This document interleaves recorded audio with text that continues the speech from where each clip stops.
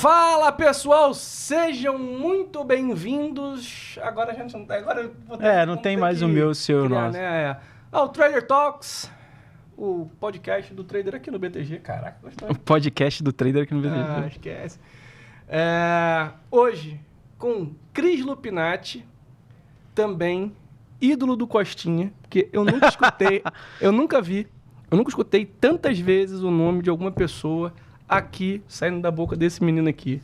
Então... Exatamente, hoje estamos com Christian Lupinati. É um cara que, admiro pra caramba, já estudei com ele alguns finais de semana. Direto a gente tá trocando ideia, tá batendo um papo.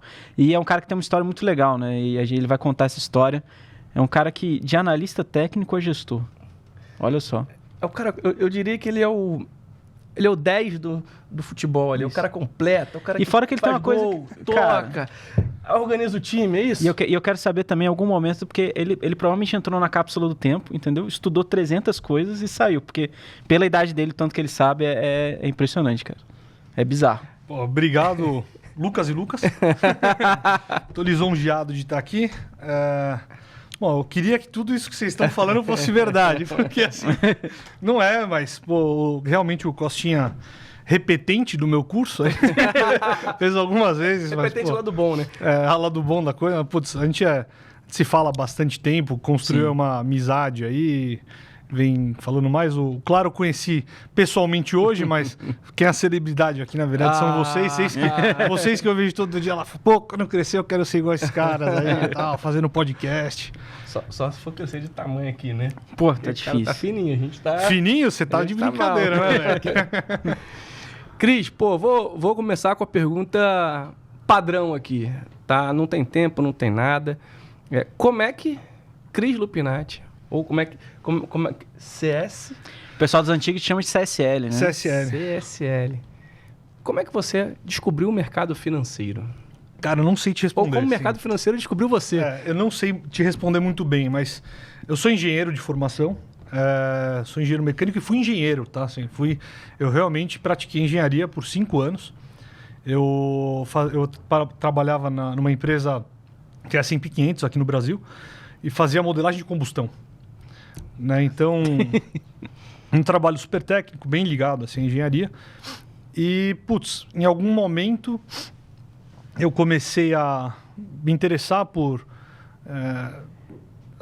a minha primeira compra de ações ela foi em 2009, na verdade. Eu comprei Confab, fevereiro de 2009, logo depois do crash. Falei, acho que é a hora aqui. Mas por que essa ação?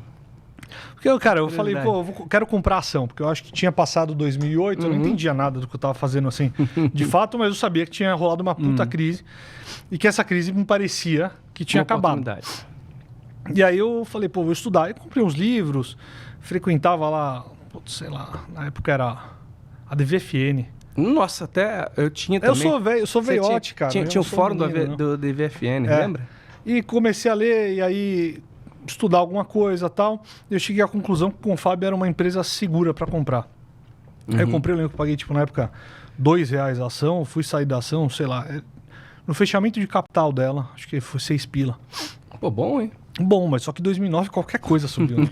Eu lembro de ter uns amigos na faculdade que a gente começava a bater papo e tal.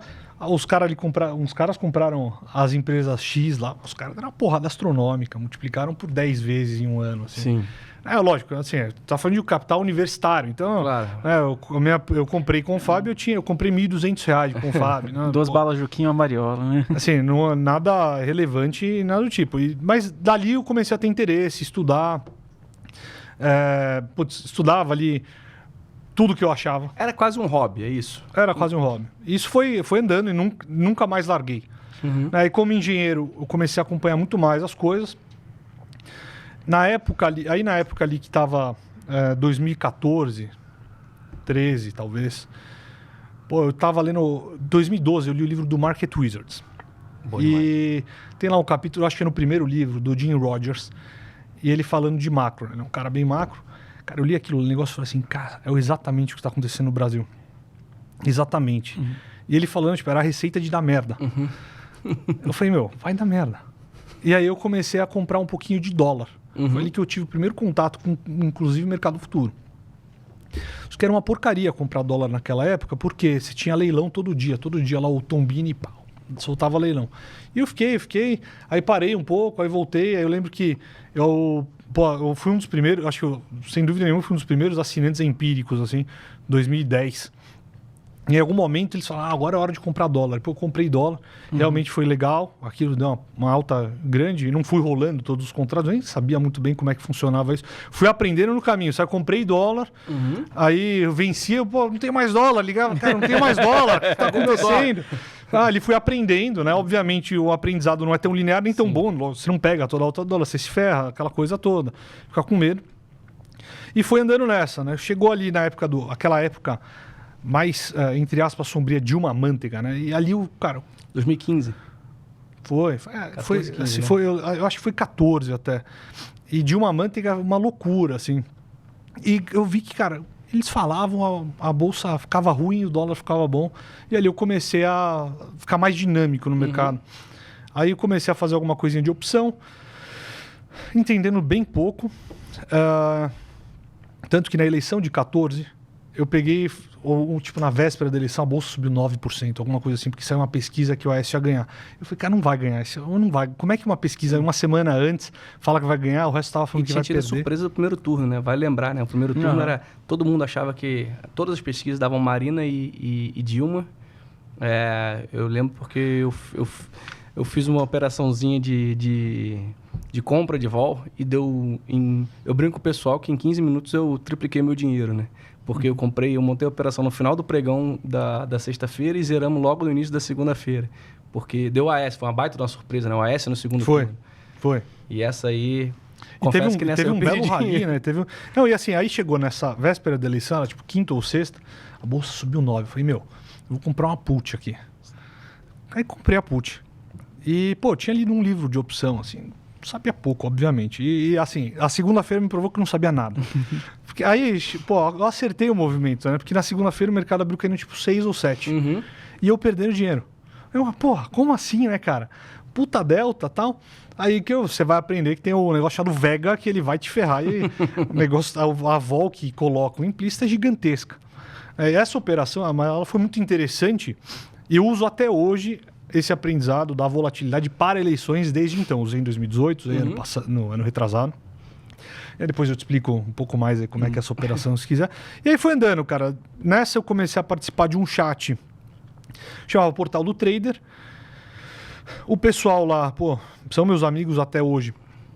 Eles começaram a... Pô, então, eu no chatzinho lá, tinha estrelinha, joinha lá, e eu comecei a ficar bem ranqueado. Virou moderador não, como é que era? Tinha um nome, eu lembro desse... Eu também olhava lá. Mas confesso que tinha alguns portais nessa época que eu também olhava. Era o Portal do Trader, tinha o Baster também para falar de opção. Tinha... Cara, acho que tinha mais... Acho que eram 4 sites assim que eu tava sempre ali no dia a dia. Eu usava, na época eu usava bastante, eu entrava assim, eu ficava muito na sala da Leandro Stormer. Aí depois o Portal do Trader, eu ficava nos dois. Aí o Portal do Trader eu achei mais legal, né? Tipo, essa interação, o joinha, aquela coisa. Comecei a ficar mais ali. E aí comecei aquela coisa, ficar no chat, coloca suas ideias, tal. De repente eles, pô, não quer vir aqui fazer um horário com a gente pra você explicar o que você tá fazendo? Aí eu comecei a operar milho. E era uma operação de rolagem de milho, não era tipo operar milho normal. Pô, e vem aqui explicar. Eu usava um indicador do professor Marco Caetano, professor do INSPER e do ITA. Eu não sei se ele tá nos dois ainda, mas bom. Cara, era um indicadorzinho super legal, baseado em Wavelet, Fourier. E era super show. Vem aqui explicar. Então, daí assim, começou a criar um relacionamento e em dado momento eles, pô, você não quer vir pra cá? Eu falei, quero. E aí você largou a engenharia. Você estava com quantos anos, mais ou menos? Eu tava com 27. 27. Eu falei, quero. Então, pô, puta shift na carreira, né?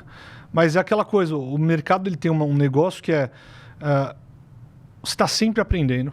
Você sempre tem uma coisa nova para estudar. Pô, eu estou sempre pensando no mercado. Então, é um desafio, né, muito, muito interessante. Ao passo, e assim, Pelo menos assim, aí tem aquela questão também de... Você só vê sempre o lado bom da história de começo, né? Não, pô, carreiras meteóricas no mercado. Então é uma coisa que sempre que me interessava, né? Tipo, eu topo trabalhar mais, eu topo fazer mais, mas ter uma remuneração melhor. E a engenharia é algo mais linear. Né? O aprendizado é mais linear. Depois que você sabe fazer o trabalho, ele é um pouco mais rotineiro. Não que o mercado não seja, né? Você vai aprendendo isso no tempo e depois de se queimar algumas vezes. E aí eu topei. E fui para lá, eu me tornei lá analista. Eu não fiquei lá muito tempo, acho que fiquei 10 meses, algo do tipo. Aí fui para corretora Terra. Fiquei por lá 1 ano. Lá eu me tornei o head do research. Aí eu fui para Empíricos. Fiquei na Empíricos 1 ano também. Aí fui para o Banco Modal. No Banco Modal, putz, depois de 3 meses lá, um cara que era diretor, que é o cara super show, me falou, pô, acho que esse cara, acho que você não tem que ficar como analista, não. Ele falou, acho que você tem que ir pro risco, né, cariocão e tal. Eu falei, pô, eu gosto da ideia, né, vamos aí. Daí ali eu comecei a tocar, inclusive foi o meu primeiro dia como estou fazendo gestão de portfólio, foi na quarta-feira de cinzas de 2020. Não fia, cara. Não fia.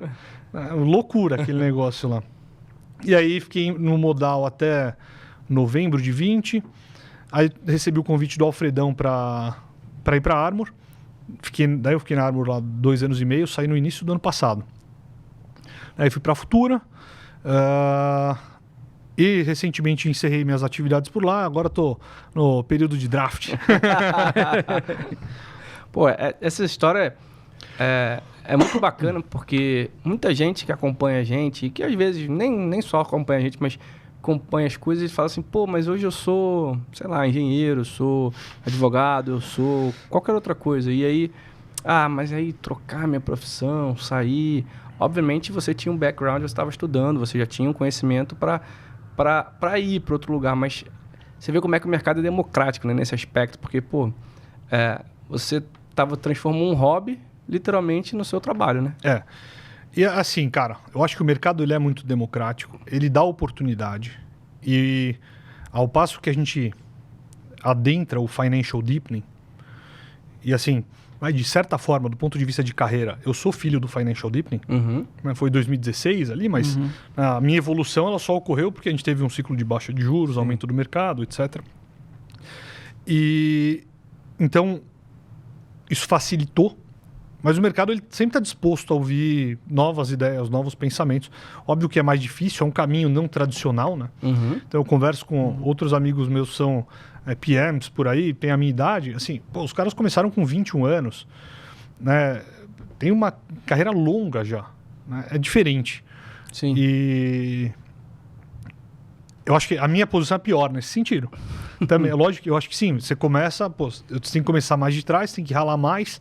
É um caminho menos linear e é um caminho, assim, é o caminho meio do muro lateral, né, cara? Eu costumo dizer, tem o cara que chegou ali com 21 anos, pô, sentou numa asset, começou, ou seja lá asset, seja banco, qualquer que seja a posição dele, começou ali de trás, aprendeu, ele entrou pelo portão na frente, ele sentou na sala, tomou um cafezinho, aquela coisa toda. Eu entrei pelo portão lateral tomando tiro de espingardinha de chumbo, né, cara? Mas é legal, né? E eu também, quando eu decidi que eu queria fazer essa transição, e foi antes de receber o convite do pessoal do portal, eu sabia que eu ia entrar no mercado, entre aspas, velho, e que, portanto, eu precisava correr mais que todo mundo. Então, eu também, cara, enfiei a cabeça em livro pesado. Tipo, em 2014, eu fiz o CFA 1, assim, eu era engenheiro. Em 2015, eu comecei a fazer um mestrado de finanças quantitativas na GV. Eu larguei 6 meses depois, porque eu achei um absurdo. Falei, pô, vou pagar aqui. Eu vi o professor, ele entrava na sala para... Escrevia o livro, falava, leia tal paper, a gente vai na aula seguinte conversar. Era 15 minutos de conversa e de novo escrever. Mas, gastando uma puta grana aqui, né? Perante ao meu salário na época de engenheiro era uma coisa pesada. Pô, não tô aprendendo. Eu peguei a bibliografia inteira do mestrado e falei, vou estudar de casa. Foi a melhor decisão? Não faço ideia, né? Infelizmente não dá pra gente saber qual é o caminho oposto. Sim. Então, mas assim, eu decidi que eu ia correr muito forte atrás. Entendi. Então isso ajudou também. E, pô, eu encho o saco das pessoas, cara.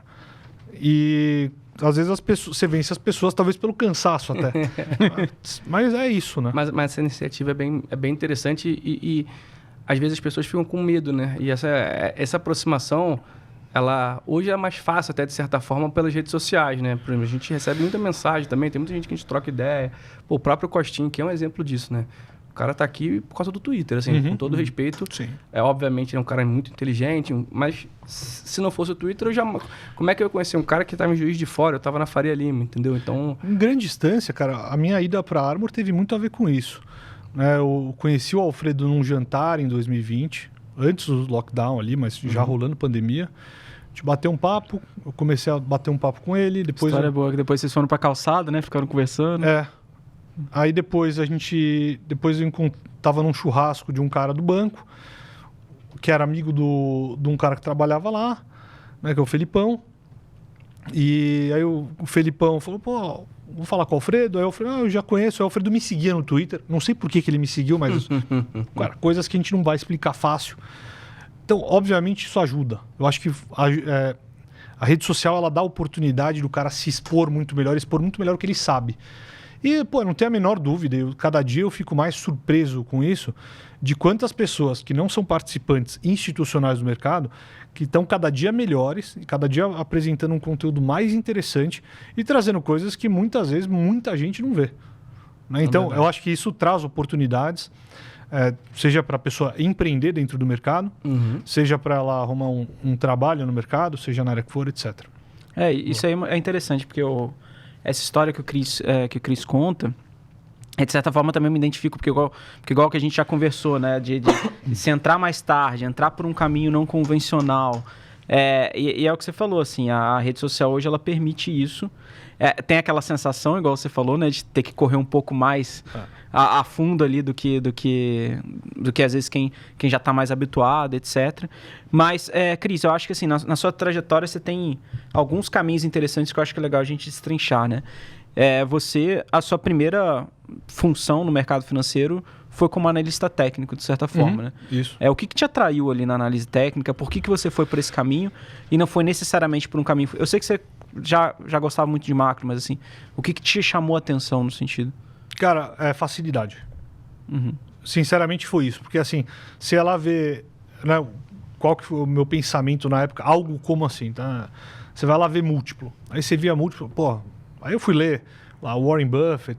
Cara, assim, a maior parte desses livros mainstream, não tô dizendo mal dos caras, tá? O Buffett é um cara animal, mas a maior parte desses livros são uma bosta, né?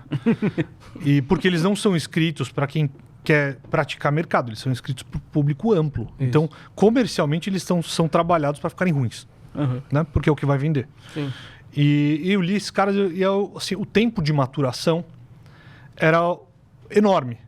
E eu falava, como é que eu, assim, com, sei lá, 10 pau na conta, sendo aqui engenheiro, vou comprar uma ação e vou comprar, sei lá, 2 ações.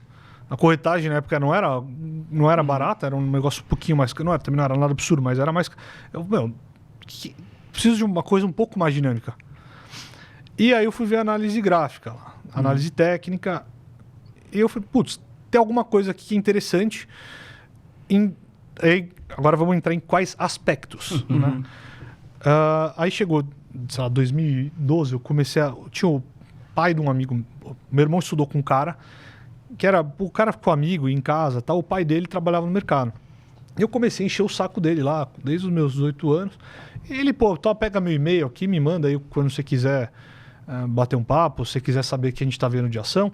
Eu mandava. Ele um dia me mandou um livro do Tom Copeland, lá chama Valuation do Tom Copeland, e eu li esse livro. Eu comecei a ver um monte de coisa muito tricky. Então, múltiplo para empresa de commodity, é muito diferente para varejo. Então, você tem que compor uma série de coisas para conseguir compor um portfólio, esperar ele maturar. E eu, fudeu. Vou ficar rico. Nunca vou ganhar dinheiro aqui, né? E assim, e também não é só ganhar dinheiro, né? Especialmente quando você está entrando no mercado, tem a questão um pouco mais também tá animado, aí, né? Depois você vê que é um grande erro você ficar animado com qualquer coisa, mas análise técnica, o que eu vejo na análise técnica aqui, acontece aqui e aqui, acontece em todas as ações.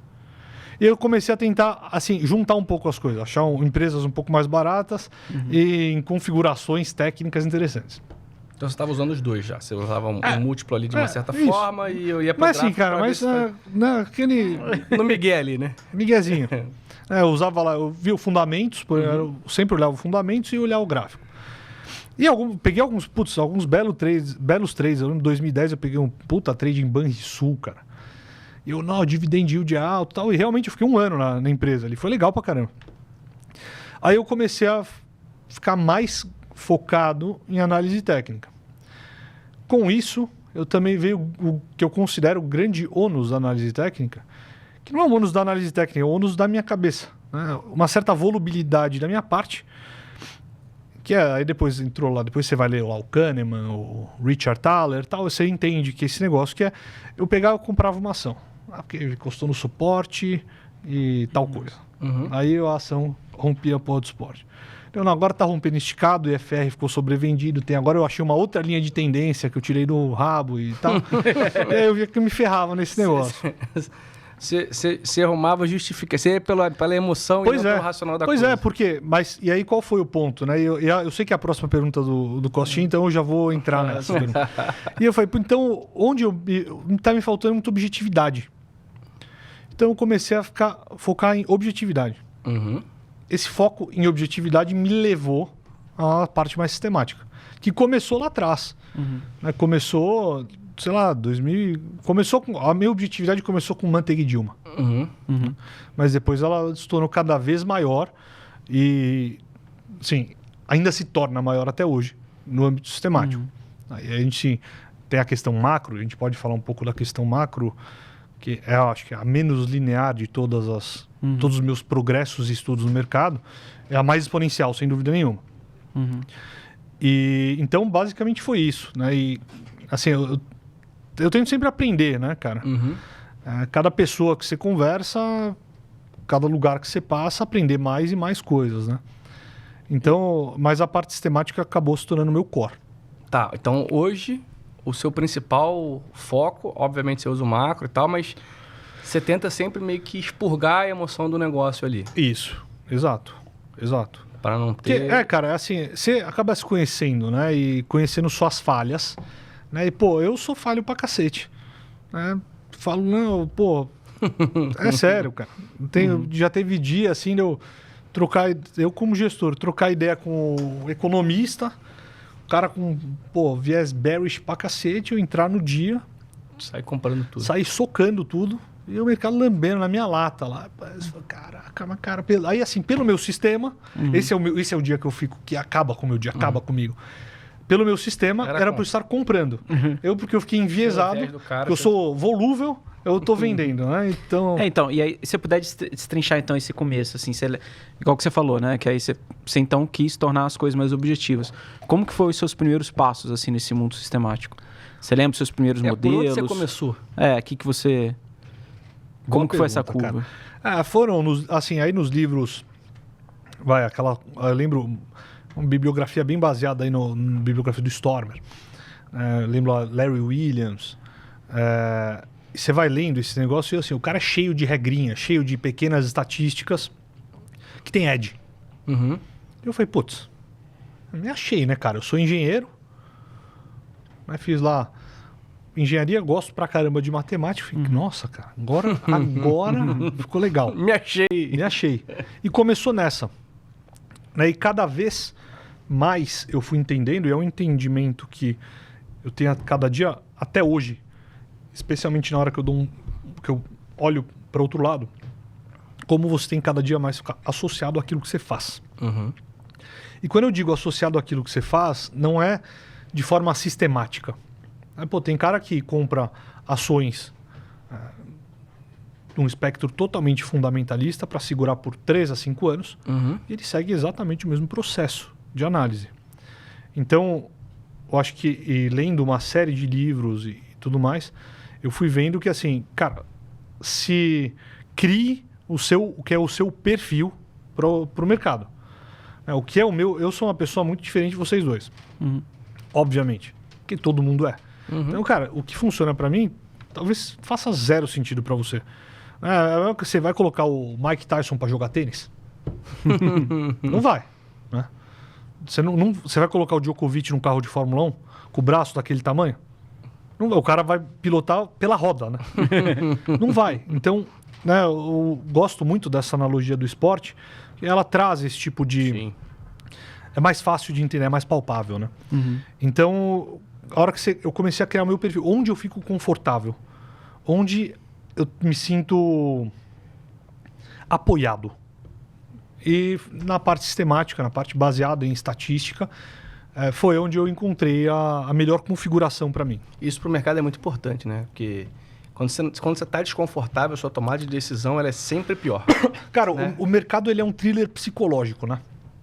Ele é um thriller psicológico. Então, quanto mais você souber quem você é, melhor vai ser a sua manifestação dentro do mercado. Cara, isso é muito verdade, assim. Eu sempre me achei um cara muito... cara, vamos lá. Eu tenho déficit de atenção e eu sou hiperativo. Então, imagina o que não passa na minha cabeça e o que não acontece. E aí, antes eu fiquei 1 ano tradando, né? Quando eu, meio que nesse sabático aí de que... Nesse draft que você tá, que eu tirei, eu falei, cara, não sabia o que eu queria, não sabia se eu queria morar fora, o que eu queria fazer da minha vida. E aí eu sempre falei, sempre rodei. Eu sempre fui meio que... O Costinha sabe, eu sou meio metódico com algumas coisas. Então eu sou meio chato com alguns processos e tal. E, nessa época eu era muito chato ainda com os processos de escolha de ativo e tal. Eu falei, vou chegar em casa, vou fazer assim. Só que uma coisa é quando você tá ali sendo analista, outra coisa é quando você bota... quando você está ali no dia a dia e você se conhece. Porque quando você está como analista, não estou falando que é mais fácil ou mais difícil. Mas, por exemplo, aqui no banco eu tenho muito mais sistema, muito mais estrutura do que eu tinha em casa. Ou aqui eu tenho um Bloomberg, aqui eu tenho um Economatic, aqui eu tenho um Valor Pro, aqui eu tenho as pessoas que eu converso. Cara, quando você está em casa sozinho, a história é outra. Você não tem mais tanta ferramenta, você tem que se virar, não tem ninguém para te puxar a orelha, não tem ninguém para conversar. E eu descobri que eu só ganhava dinheiro. Olha a loucura, né? Eu, como analista, gostava de fazer trades mais longos. Eu comecei a entender, depois de um tempo, depois de tomar muita porrada, que eu comecei a ganhar dinheiro simples e puramente tradando. Essa época, a Petro foi mais ou menos na sua época, 2014, 2015. Petro custava mais ou menos R$6. Chegou a bater 2,86, né? Cara, acho que foi isso. Foi 2,86. Eu lembro que era menos que o eu acho que, bilhete do busão. Então, eu acho que foi até quase um pouco... Eu lembro que tinha uma... A Vale foi a 6 e a Petro a 3. Era uma coisa assim, foi 2 e pouco. Logo no Eu lembro que tinha uma história da Petro que... Por conta do ADR, a Petro tinha que valer mais de R$2, porque senão... Eram 2 ações da Petro lá nos Estados Unidos, e se valesse menos de $1, ia dar... Cara, era um negócio assim meio maluco, ia sair do... Sei lá o que ia acontecer, mas aí bateu lá... Eu lembro desse dia, porque... Graças à análise técnica, eu falei, cara, tá esticado, tá muito barato, paraná. E um cara comprou a call, ganhou um caminhão de dinheiro, porque ela bateu e depois ela só subiu, né? E aí ele não pagou um almoço pra mim. Eu falei pra ele, tá me devendo até hoje, Fabiano. Já virou agora, cara? Não, agora é uma casa, né? Virou já vale refeição, né? Vai pagar um barbacoa. E aí, é muito doido esse negócio de se conhecer. Eu acho muito legal você falar isso, porque eu tinha uma cabeça totalmente virada para esse aspecto. E eu comecei a operar, obviamente, até um pouco mais sistemático, mas, cara, eu operava 15 centavos de Petro. O meu objetivo era 15 centavos, geralmente. 15, 20 no máximo. Com um stop muito curto, porque, primeiro que eu sou ansioso. Então, quando eu entrava no trade e eu operava muito alavancado, aquilo me consumia. Então, quando começava a me consumir muito, eu fazia besteira. Eu saía no fundo. Tem esse ponto do risco, cara. É um ponto muito relevante e é muito fácil de se rasgar. É muito fácil. Né? Assim, eu gosto muito de arte marcial, né? Minha vida inteira eu lutei e tudo mais. E eu lembro... O professor meu falava assim, cara, você não é disciplinado. Você está disciplinado. Disciplina é um estado. Verdade. Né? Óbvio que tem pessoas que têm uma facilidade maior de que esse estado seja muito mais constante e outras não. Mas é aquela coisa, o risco é muito fácil. O risco, e quando você fala, acabava operando muito bem de casa, porque você não tinha todo o ruído que é gerado à volta, e você está num ambiente... Você tem informação o dia inteiro. Você sai aqui do estúdio... Você tem alguém que está com um palpite, alguém que tem um outro racional. E, todos eles podem ser muito bons. Sim. Isso vai te ferrar. Uhum. Né? E você de casa, sim, a partir do momento que você controlou sua ansiedade, você operou super bem e tudo mais isso. e tal. Isso é muito doido, né? Porque até quando a gente vai estudar análise técnica, a clássica, a primeira é não olhe as notícias, né? E aí as pessoas falam assim, mas nossa, você vai ficar alienado, você não vai saber o que é, por que... Não é isso, né? É literalmente para você não absorver a opinião dos outros e isso afetar a sua análise, Exato. que é o que você falou que acontecia. Exato. Talvez o seu sistema não estava dando compra, você conversou com o cara, absorveu um pouco daquela ideia do cara que, de certa forma, dependendo do argumento, tudo tem... Até a gente eu brinco com o pessoal que às vezes a gente fala alguma coisa. Não, então busca na internet aí, vai ver se não tem um paper, vê se não tem... Tem paper para tudo. Tem paper para qualquer coisa. Tem, então, lógico. qualquer coisa hoje você acha que tem justificativa. Então, esse negócio é muito legal, cara, que você trouxe, porque eu acho que cada um tem que entender um pouquinho. E até o que a gente faz no dia a dia de sala, às vezes a pessoa... Ah, mas você entrou aonde? Por que eu não consegui entrar com você. Mas, assim, a ideia ali não é que você entre junto comigo. Você não vai fazer um copy trade. Né? A grande ideia ali é trazer um pouco do racional da coisa, muito mais educacional. Porque cá entre nós aqui... primeiro que eu não preciso ler chat quando eu estou tradando de casa. Sim. Hoje, por exemplo, a pessoa falou assim, Lucas, dá uma olhada no TradingView aí, tenta começar a operar pelo TradingView para ajudar a gente, porque agora tem TradingView também, não sei o quê. Uhum. Aí eu fui dar uma olhada, eu até comentei com você na hora do almoço. Trading, lá. Aí eu falei, quando eu olhei, eu já tinha perdido meu trade, né? Aí eu falei, pô, Não, e a sala passou do meu ponto. E a sala também é o que eu falo, assim, é muito mais para dar um suporte, é mais para meio que ser uma rede de apoio do cara, ou até mesmo uma troca de ideias. Hoje eu entrei num trade de plano e plano. Uhum. Na compra? Um tempo Só atrás que, estava no assim, meu screening essa ação. só que tipo assim, é porque eu sei que é um papel que talvez eu não olharia, mas alguém comentou lá no chat, falou, pô, dá uma olhada no plano, tô... Aí eu olhei e falei, pô, interessante, eu acho que vale entrar no swing trade aqui e tal. Então é muito mais essa troca de ideia. E aliás, eu ia te fazer uma pergunta, Cris, porque você já fez sala ao vivo também, né? Como que foi essa... Porque você operava para você e aí você resolveu virar analista. E uma coisa que a gente ouve, que eu imagino que você deve ter ouvido falar na época também, pô, mas você tradeava de casa, por que você resolve virar analista? E como que foi a sua cabeça na época? Porque eu sei, essa é uma coisa que a gente ouve pra caramba. Eu queria ir pro mercado, cara. É isso. Assim, não se tratava, pô, operar, não operar. Eu queria viver o mercado. Né? Realmente viver o mercado. Uhum. E aí as pessoas... eu acho que é uma colocação muito errada. Primeiro que assim, o cara acha que porque você é analista, você não tem responsabilidade. Isso aí, com certeza. Beleza. Não, Esse é o ponto se eu tomar pica, a pica é minha, e você vai dormir tranquilo. Cara, não é bem assim. Você tem um risco reputacional, você tem um risco de emprego. Pô, vocês são do BTG. Vocês só falarem merda, cara, você acha que vocês vão ficar aqui? Não vão, velho. Assim, depois que eu virei gestor, eu tenho menos qualidade de vida do que quando eu era analista. Isso é um fato. Eu errava um call, eu ficava chateado, obviamente, errava. Ficava triste, puta, e tal. Gestor, você não dorme, cara. Assim, aquele olho do Homer Simpson, né? Aquele negócio bizarro. Mas, assim, eu acho que é uma besteira enorme. Alguém fala, não, você não tem responsabilidade, você não precisa ser bom. Se fosse bom, você estaria em casa. Ah, cara, pelo amor, né? Assim, acho que primeiro, tem, assim, aí indo à frente, tem um monte de questão de perfil.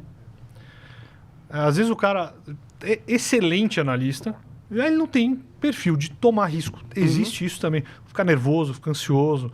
Tem muito disso, já vi muito isso acontecer. Vi isso acontecer em asset, cara. Assim, o cara ganhou risco, pô, fez cagada. Falou, não, pô, vou ficar estopado um tempo. Voou. Vai chegar a hora, não, peraí, então faz assim, não toma mais risco. Você vai ser um analista, vai ter lá o modelo de remuneração um pouco diferente, etc. Mas você vai ser analista. E alguém vai treinar. E o cara fica mais feliz, ele é mais produtivo, ele fomenta melhor a informação para os outros e assim sucessivamente. Então tem essa questão. Lidar com o movimento indo contra você não é trivial. Zero. Para analista ou não, ou para trader, gestor, etc. Então tem essa questão de perfil. E, pô, você vê, esse livro que eu comentei com vocês que eu li o livro, sei lá quanto tempo atrás, e agora estava ouvindo no Audible essa semana. Lá o cara conversa com o analista e conversa com o gestor. E as colocações são iguais e os caras falam muito a respeito do trabalho analítico versus trabalho de operação. Então eu acho que, assim, o cara que fala isso é uma pessoa que, para ele, talvez signifique isso, porque ele não viveu isso. Então, sim. Ele não viveu. Se ele vivesse, ele pode... Então, pô, primeiro é o seguinte, opera na sua casa, depois você vira analista, fica um tempo de... Depois você vai sentar numa mesa de uma asset, aí depois você me fala o que é, o que não é, o que você acha, o que você não é. Toma 2 chineladas na bunda que você entende o que é verdade, né, cara? Não é isso? Sim. É isso. Aí, pô, beleza, você falou do sistemática e tal. E de onde veio o macro? Como é que entrou esse macro na vida? Assim, Beleza, você foi para análise técnica e você gostava do macro, mas era um negócio... O fundamento era um negócio mais lento. Cara, só que aí eu tenho um hábito de ler muito. Uhum. E você acaba lendo muita coisa relativa ao macro. E no tempo eu via, sei lá, cara, pessoas sensacionais falando, cara, tal ação é uma porrada. Na época da Dilma lá rolou muito isso. Tal ação é uma porrada. Barata pra cacete e tal. E aí você via lá alguma cagada de governo, qualquer cagada geral, né? Vamos 2011, tá? Não vamos falar de política que hoje virou uma guerra maluca. Então vamos falar 2011. Brasil lá tinha suas considerações e tinha ações baratas, como sempre tem. E eu lembro que tinha um cara que era, excepcional, assim. O cara era excepcional. E ele falou, cara, a ação é muito barata. Muito barata. A Klabin, tá? E eu lembro que eu fui lá e comprei a ação. A Klabin, na época, ela negociava, tipo, R$2. Assim. E aí veio a crise do euro. Cara, e a ação desabou, velho. Desabou. Você fala, por que ela não é barata? Ela vende papel. O que tem a ver com a Grécia quebrando, porra? Sim. Né? Então, você começa a entender o que compõe o beta. Nessa, eu comecei a aprendendo macro. E o macro, ele parece simples, né? Ele parece simples, só que ele é interminável, cara. Você tem poucas configurações macro de mercado e ainda assim você nunca vai terminar de estudar macro. E aí eu comecei a... estranho. Aí chega na época da Dilma, são barata, mas o mercado só caía. Aí chega na época lá do governo de transição, lá do Temer. Aí tinha uma ação lixo. E a ação só subia. E aí, por que isso está acontecendo? Por quê? É uma pergunta que eu fazia. Eu não sabia. Sim. Sabia um pouco a resposta, mas é difícil você chegar, né? Ser engenheiro de obra pronta é fácil pra caramba. Depois que passa. Mas eu comecei a observar essas coisas e como isso acaba se tornando uma vertente macro que desemboca numa vertente de fluxo. E fui estudando esse negócio. Tive, excelentes chefes que me ajudaram a avançar nisso. E aí, quando eu fui trabalhar com o Alfredão, cara, é uma imersão muito forte naquilo que você... no macro.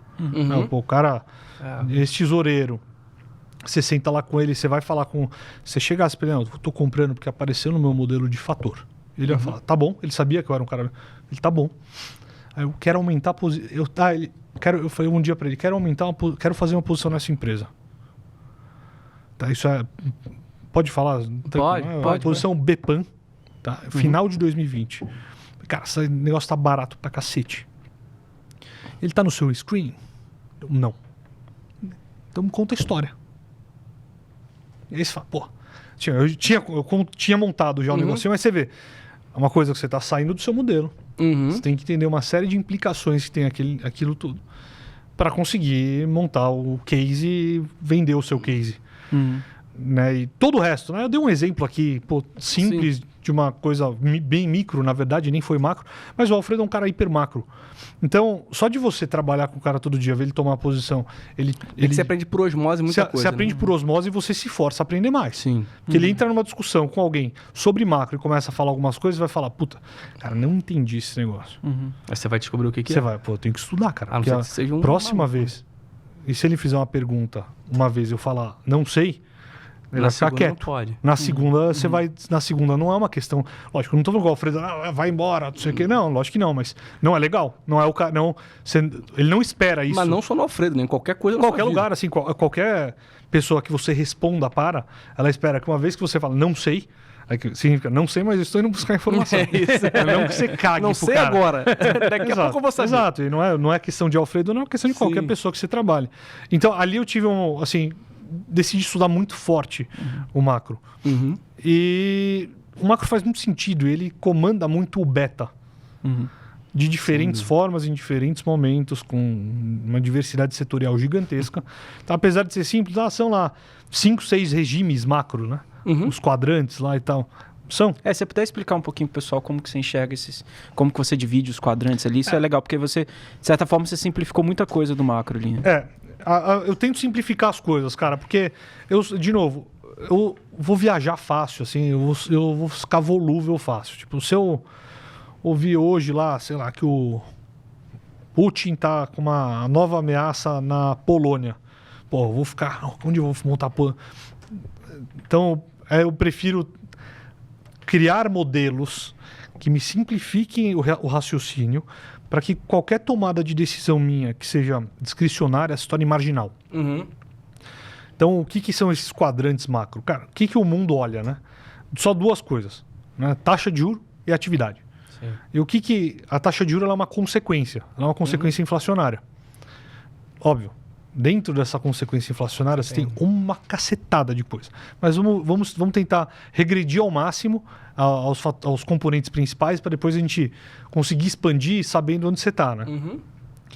Então, você tem... Imagina que você cria um círculozinho aqui, assim, que você tem no eixo X atividade, no eixo Y inflação. O que é quando você tem atividade para cima e inflação para cima? Então, reflation. O que é quando você tem inflação para cima, atividade para baixo? Estagflação. O que é quando você tem atividade para cima, inflação para baixo? Goldilocks. E atividade para baixo, inflação para baixo, recessão. Tem alguma coisa diferente? Tem um pouco diferente disso. Né? Mas, grosso modo, é isso. Você não sai muito desse negócio. E são os desdobramentos lineares dessas duas variáveis mais importantes. Então, onde é que você está nisso? Pô, você fala, você pode pegar uma série de dados macroeconômicos e chegar nessa conclusão, que é legal. E você também pode ver o que o mercado está dizendo que você está. Né? Ou seja, você simplificou sua análise. Dentro disso, aí a gente vai olhar... Por que é melhor você aplicar juro, comprar uma moeda, ou comprar bolsa, ou comprar uma commodity. Aí você vai ter os desdobramentos que são um pouco mais granulares. Né? Mas que também você pode resolver meio que tranquilamente usando esse mesmo quadrante e falando, vou abrir aqui todos os gráficos das classes de ativo, ver qual que tem maior momentum, achar um ponto de entrada. Então, você está fazendo momentum. Sim. Você concorda que esse pequeno kit é uma análise macro sistemática interessante? Sim. E muito provavelmente ganhadora de dinheiro. E ajuda muito, né? Porque toda vez a gente vai pensar no macro, você começa... É isso que você falou, você vai devagar. É simples. Hoje, vamos dar um exemplo de hoje. Qual a narrativa de hoje? A atividade não enfraquece. Agora começou. Esse ano foi uma loucura, né? Porque a gente abriu o ano com 3, tinha gente falando de 6 cortes, 7 cortes, sei lá, era um negócio de maluco, era a festa do caqui. Depois chegou em março, esquece isso, não tem nenhum mais louco falando de subir juros. Aí, um mês depois, não, beleza, a gente vai ter 2 cortes. Aí agora já estão falando de 3. Uma puta bagunça, velho. Então o negócio parece que beleza. E você vê, né? Isso aqui é tão verdade que acho que, pelo menos assim, pra mim isso é muito, muito... pulsante nesse momento, mas eu tenho certeza que para vocês é um bom tanto. Por que a indústria de fundo se rasgou no último... Desde meados de 22, o resultado médio e a mediana é ruim. Olhando de agora para trás, você teve um cenário, grosso modo, Goldilocks. Né? As taxas de juro americanas, estou falando das Treasuries, elas fecharam um pouco, não muito, mas fecharam um pouco, aí a bolsa subiu. Ou seja, a atividade continuou forte e a inflação desceu. Sim. Certo? As duas coisas aconteceram. Não vamos falar da intensidade delas agora. Tá. Então, olhando retroativamente, quando você chegou ali em julho 22, agosto 22, a Treasury estava em, sei lá, 5. A bolsa americana, não lembro, mas estava menor do que está agora. Sim. A bolsa brasileira também menor do que está agora. Cara, você aplicou juro e comprou... Você aplicou juro e comprou bolsa? Você fez um caminhão de resultado. Agora, no meio do caminho, você teve quebra de banco americano. Então, cenário hiper recessão, assim, recessão estrutural até, né? Você teve corrida de Treasury ano passado de 4 para 4,75, então, reflação. Tá? Você teve pequenos microciclos que, olhando todo esse intervalo de 2 anos, você teve um Goldilocks. mas você teve janelas muito claras de outros ciclos, de outros regimes. E o multimercado ele pode falar um monte de outras coisas, mas ele vai pensar em inflação e atividade. Sim. Né? E, cara, como é que você fica manobrando de um lado para o outro? É muito difícil. Então, toda essa transição, e a gente ainda está nessa transição, é muito difícil, né? É complexa. E, pô, imagina você é um fundo de 30 bi, pra você manobrar a cada 6 meses um novo regime. Ficou ruim, né? Ficou ruim. É difícil pra cacete. Esses caras, então, e assim, agora vai explicar pro seu cotista, por exemplo. Imagina que o ano passado o cara entregou 0-0. Um ano que você teve recessão, a bolsa foi lá para 100 mil pontos, depois o gringo rapou, depois teve algum evento que eu não lembro qual ali em agosto, setembro. Você teve 3 meses só, né? Aí você teve o Fed no 1º de novembro, que era a festa da uva. Aí você pega a bolsa, fecha 22%, o pré fecha, sei lá, 350 bips, o pré-longo dólar cai, não sei, 5, 6%, e o fundo multimercado no CDI. Pô, você é retardado, cara? É a pergunta, né? Mas não é, assim, é aquela coisa. Espero que não tenha um corte fora de contexto que eu falei umas coisas. Mas é isso. A mudança de regime. Então, quando você fala de macro, e aí para voltar agora para fechar a conversa, você está entrando num mar. E você não sabe para onde você vai nadar, porque é um mar aquele negócio. Que quando você faz esse sisteminha, que para mim funciona super bem, você está com um bote. Sim. Então, assim, pô, se eu vou descer aqui mergulhar para ver o Recife de coral. Beleza, mas tem o botezinho ali em cima, né? É uma referência muito boa. Essa referência, que é um tanto sistemática, eu tento aplicar para todas as coisas. Então, cara, eu não sei o que o mercado vai fazer agora, o mercado está estranho, eu não sei o que está acontecendo. Cara, indexa tudo no modelo. Fica com muita eu ia te calma. perguntar isso. A minha próxima pergunta era como é que você faz para juntar tudo? Porque você tem um conhecimento técnico da coisa, que você tem os seus sistemas, que, por exemplo, sei lá, aparece no seu screen em alguma ação, mas tem um segundo filtro, por exemplo, sei lá, vou dar um exemplo aqui qualquer, tá? Um exemplo qualquer. Você tem lá seus indicadores, suas formas de trabalhar de análise técnica, beleza. Apareceu uma ação lá, mas, pô, sei lá, vou dar um exemplo aqui. Apareceu uma construtora, mas a expectativa é de que, porra, alta de juros.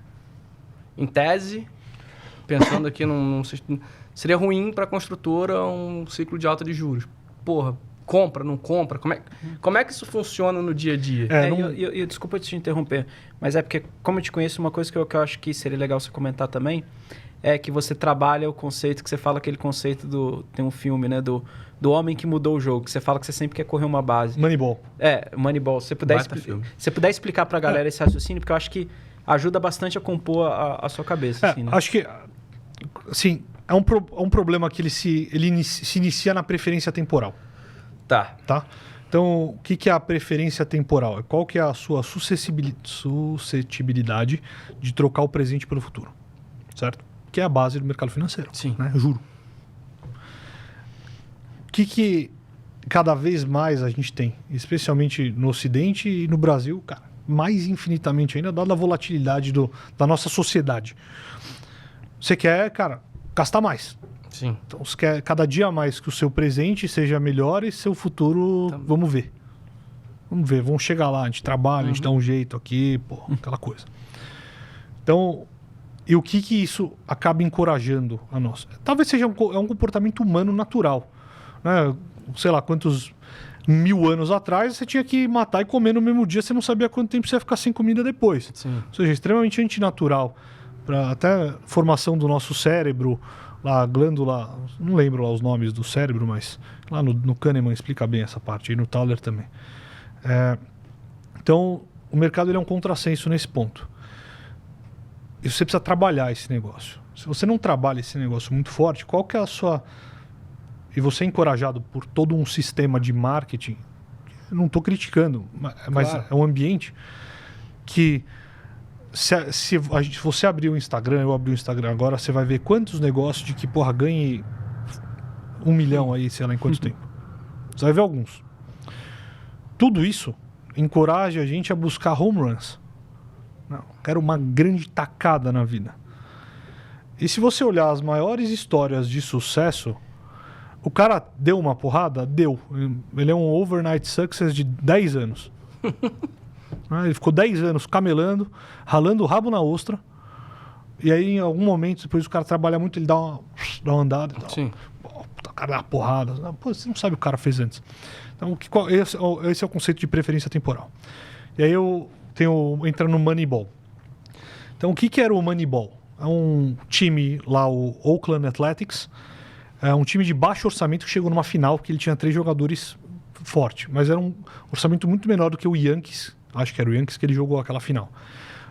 Acabou a temporada, esses 3 foram comprados pelos grandes. E o cara, precisa de orçamento. Aí o dono, não, cara, a gente é um time médio, a gente quer resultado médio, fica tranquilo. Ele pegou, precisava achar outro negócio, encontrou lá um estatístico e tal, e montou um time só de jogador esquisito. Mas que era um jogador que corria a base. Então ele não era o cara fortão, bonitão, que batia home run. Não, eram jogadores mais medianos, mas que eles corriam base. E pela conta lá do cara, pelo modelo do cara, eles ganhariam um campeonato assim, gastando muito menos. E ele montou esse negócio e, pô, deu super certo. Tanto que no ano seguinte, o Boston Red Sox tentou trazer o cara não topou. Aí eles montaram lá o sistema de estatística deles e depois que o Red Sox montou, eles ganharam tipo 7 campeonatos seguidos. Foi uma monstruosidade. E o conceito então, meus modelos, eu não quero um modelo que seja infalível. Porque senão eu vou cair no overfit, eu vou me enganar e vou me ferrar. Eu quero juntar um monte de modelos, que cada modelo tenha uma vantagem em relação ao mercado. Então, sei lá, tem um modelo meu lá que ele é bom pra caramba. Tipo, se ele fosse um FIA, ele ia ser top fundo. Né? Estou falando aqui, backtest, né? Acho que ele tem uma falha gigantesca em momento recessivo. Eu vou criar eu faço sempre essa pergunta para os meus alunos lá. Quando eu comecei a dar um curso 2 anos atrás dos meus modelos. Pô, eu tenho que mudar esse modelo para ele trabalhar melhor em recessão? Cara, 90% diz que sim. Só que se eu fizer isso, eu vou verificar o negócio. Eu vou verificar o negócio. Ele vai funcionar menos na hora que ele tem que funcionar bem. Ele vai funcionar mais ou menos na hora que ele bagunça. Sim. Então eu junto um monte de modelos. Pô, então como que você junta esses modelos de fato? Tem 2 ramificações. A primeira, muito direta, é quais os modelos que são mais legais. Você dá um peso para eles. Então vamos supor que você tem um peso total, 100%. Tenho 10 modelos. Quanto que vale cada modelo? Tem modelo que vale 10, tem modelo que vale 20, aquela coisa toda. A segunda coisa, que é um desenvolvimento ainda um tanto complicado, bato bastante cabeça, ainda estou estudando isso, é criar uma árvore de decisão. Então, vou usar o nome chique, Machine Learning, né? Que tem uma série de outros modelos de regressão, então é um modelo de Machine Learning, né? Que ele vai me dar qual a composição melhor baseado em um algoritmo de computação dinâmica. Tá? Algoritmo de computação dinâmica, ele é basicamente os algoritmos que programam giroscópios de foguete, de barco, etc. Ou seja, ele faz pequenos ajustes o tempo todo. Tá? E aí você escolhe qual o time-lapse desse ajuste. Sim. Pode ser um intraday, pode ser um dia, etc. Então, alguma coisa no meio termo é o que eu faço hoje. Tá. E aí o gerenciamento de risco te trava nesses modelos que, em tese, no momento tá ruim. Trava esse modelo, né? Você perde pouco, né? O gerenciamento de risco é o mais importante de tudo. Com certeza. Né? Você vai falar, não, eu vou rodar esse 100% aqui com 10 PL de alavancagem, bicho, vai se rasgar inteiro, né? Vai se rasgar inteiro quando o modelo está num drawdown normal. Né? Então, aí você vai colocar lá as regrinhas de alavancagem e tudo mais. Né? Quando você está num fundo multimercado, você tem limitações por classe de ativo e ainda limitações por gross inteiro. Então, sei lá, tem um modelo que, para DI, eu tenho um modelo para moedas, tenho um modelo para índice Brasil e índice Estados Unidos. Você junta tudo, imagina que está todo mundo comprado. Modelo para Treasury, está todo mundo comprado. Nossa. Deu merda. Se você travar ainda assim no seu risco, cara, ainda assim você vai estar com uma bunda gigantesca na janela. Né? Então, aí você vai... Entra de novo, até em relação ao portfólio, a parte dos quadrantes. Meu portfólio está embicando para onde? Tá Goldilocks infinito. Cara, algo você tem que colocar outra ponta aí para te proteger, porque dentro de todos esses regimes você ainda vai ter o risk on, risk off, que vai se basear num payroll, num CPI, num...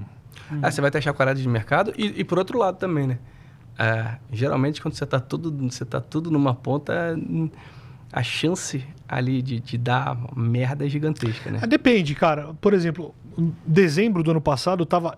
Assim, novembro eu não tava convicto, subiu 12 a bolsa. Dezembro eu entrei com convicção gigantesca de que era a bolsa para cima. Mas o gerenciamento de risco estava na ponta do lápis. Assim, É que quando você tá em fundo, você tem uma vantagem que é... Putz, você tem mais gente olhando. Sim. Então... Porque não é o cara de casa, né? Você tem alguém pra apertar o botão. Assim, o cara de casa ele é uma situação mais complicada. Porque, pô, ele pode vir e falar, hoje eu vou...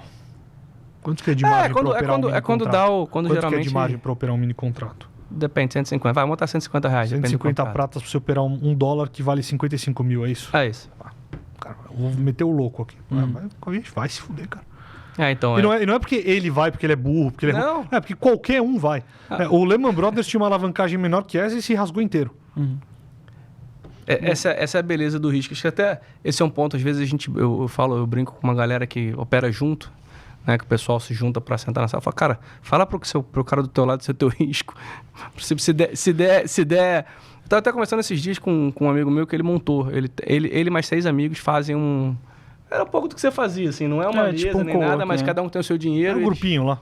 Eles montaram um mini escritório deles lá e eles operam o dia inteiro. E ele falou para mim, cara... Ele tava tendo essa dificuldade no sentido de... Porque ele aumentou muito a mão dele. Ele falou, cara, ele já faz isso há muito tempo, ele ganhou... Ele falou, agora eu tô relativamente grande. Ele tem a diversificação dele, é bem legal, assim, um cara, uma cabeça diferente. Um moleque novo, tem acho que 24 ou 25. Pô, legal. E um moleque, ele tem a carteira dele de renda fixa, ele tem... Os bookzinhos dele. É muito louco isso, é muito maneiro. E ele tem até uma diversificação, que eu brinco com ele, falo, cara, traz tudo pro BTG. Ele fala, não, eu tenho que deixar algumas coisas separadas porque, cara, eu me conheço. É assim, legal, né? Ele tem lá as justificativas dele, inclusive ele opera lá fora também com o Forex. Cara, o moleque faz tudo, é uma máquina. E aí ele falou pra mim, cara, porra, eu tô com esse problema, porque eu tô sofrendo na minha cabeça a pressão. E ele já falou, já fiz isso algumas vezes, mas agora, como eu tô muito grande, esse moleque ganhou muito dinheiro, e ele falou assim, cara, agora como eu tô muito grande, o financeiro tá me doendo na cabeça. Eu não boto na tela, mas eu sei quanto eu tô perdendo, quanto eu tô ganhando. Então tá me atrapalhando. Eu falei, cara, então pede pra alguém ser teu risco. Tem essa e, cara, passa a pensar em bips. Então, eu falei exatamente isso pra ele, mas ele falou assim, cara, eu sei fazer conta. Então, na minha cabeça, eu tô automaticamente fazendo conta toda hora. Aí eu falei, pô, mas aí fudeu, né? Porque não tem muito o que fazer. Mas assim, pô, ele não tem um problema de gerenciamento de risco, ele tem um problema da cabeça dele, emocional. Exatamente. Aí eu falei pra ele, cara... E assim, viu, cara, esse problema, né, assim, quando eu recebi o convite, cara, começa a tocar portfólio... Isso é legal você falar. Eu virei para um amigo meu, que, pô, cara, tem 20 anos de asset e tal. Eu falei, meu, como vai ser? O que muda ele? Vai ser igualzinho quando você opera na física. Você vai ter os mesmos medos, fazer as mesmas cagadas, vai fazer tudo igual. A única coisa é que se você estiver sentado num bom lugar, você vai ter gente olhando por você em vários momentos. É assim, pô, na arma é impressionante. O Matias, lá, o cara do risco, cara, o cara alemãozão militar, assim, cara do risco. Pô, antes disso, o Fuscaldi, puta cara também. Era assim, era animal, cara. O cara com o tempo você vai conhecendo o cara, você cria, porra, amizade e tal. O cara sabe, velho. Quando você não tá bem. Ele sabe, cara. O cara sabe. Pô, o Fuscaldi, ele pegava, às vezes, assim, 9h30 da manhã, ele me chamava e falava, vamos tomar um café lá fora. Aí morando numa casa. Eu, cara, por hoje, acho que é melhor você não fazer nada. Caramba. Porque você vai fazer merda. Aí um dia eu peguei e falei, porra, se fuder. Porra. Tá maluco, pô? Vamos lá. Aí, pô, nesse dia até que não deu merda. Aí no outro dia ele pegou, cara, acho que hoje não é um bom dia pra você operar, não tá na sua configuração. Então é uma puta rapada. Eu avisei. Tava no meu limite. Sim. Os caras estão monitorando o risco, assim, isso é muito... É a composição de um time, de uma gestora, certo? E a Arbor... Mas é muito legal, né? Porque ele sabe a forma como você joga. Sabe, cara, sabe. E aí quando ele olha, ele tira... É o expurgar a emoção do negócio, porque tem um pouco do ego também, né? Você fala, porra... Tem muito do ego, velho. O que esse filho da puta tá falando aqui que eu não vou operar hoje, né? Mas tem muito do ego. E aí você... É aquela coisa, quando você vai montando o time, né, assim... Desculpa a palavra. Quando vai virando... Eu já falei um monte. Então tem que sair ajoelhado daqui, cara. Quando você vai montando o time, você vai conhecendo as outras pessoas, vai entendendo e ao passo que você começa a ter uma relação de confiança e de progresso na relação, as barreiras diminuem. As barreiras diminuem, o cara pode falar, bicho. Sim. Hoje não. Hoje né? não. Hoje não faz isso. E Cris, uma coisa que eu queria te perguntar bom, você trabalhou na Armor, né? E o Alfredo, para quem não conhece, se alguém não conhece, ex-tesoureiro do Bradesco, cara lendário no mercado, Calma etc. aí. Como é que não conhece? Pô, ele esteve aqui. Ele esteve aqui no Trader Talks. Pô, Teve. E assim, eu tô perguntando porque eu sei que vocês se dão bem, pô, você não trabalha mais lá, mas vocês se dão bem pra caramba e tal. Cara, como que foi, assim, você treinou lado ao lado do Alfredo, né? E você vindo de um ambiente diferente, etc. Como que foi isso, assim, né? Porque você tava do lado de um cara que é lendário de mercado, imagino que foi um aprendizado muito grande, mas deve ter sido uma pressão também. Como que foi esse processo pra você, cara? Eu não sei responder. E você operava bem diferente dele também, né? Bem diferente. Salvo engano, cara, eu lembro que uma vez o pessoal do ISCO fez esse estudo, eu tinha uma correlação tipo 0 com ele. Era tipo negativa 0,02. ou seja, Eu fazia. Totalmente Eu aleatório, sempre né, operei muito mais índice e dei longo. e ele...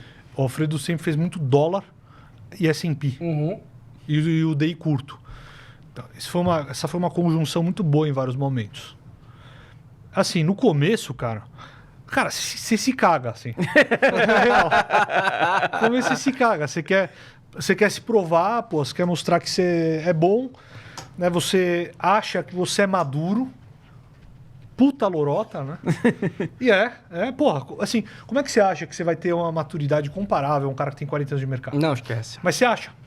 Porque você quer se provar, né? Isso, você quer chegar se lá, provar. né? Então, assim, o Alfredão, assim, ele é um cara que em vários momentos ele é mais quieto, né? Porque ele, assim, e não é que ele é mais quieto porque ele não quer falar com você e tudo mais, ele não quer muito que você ouça 100% da cabeça dele para você não copiar ele. Portanto, ele não quer te influenciar muito para que a conjunção dos portfólios tenham descorrelação.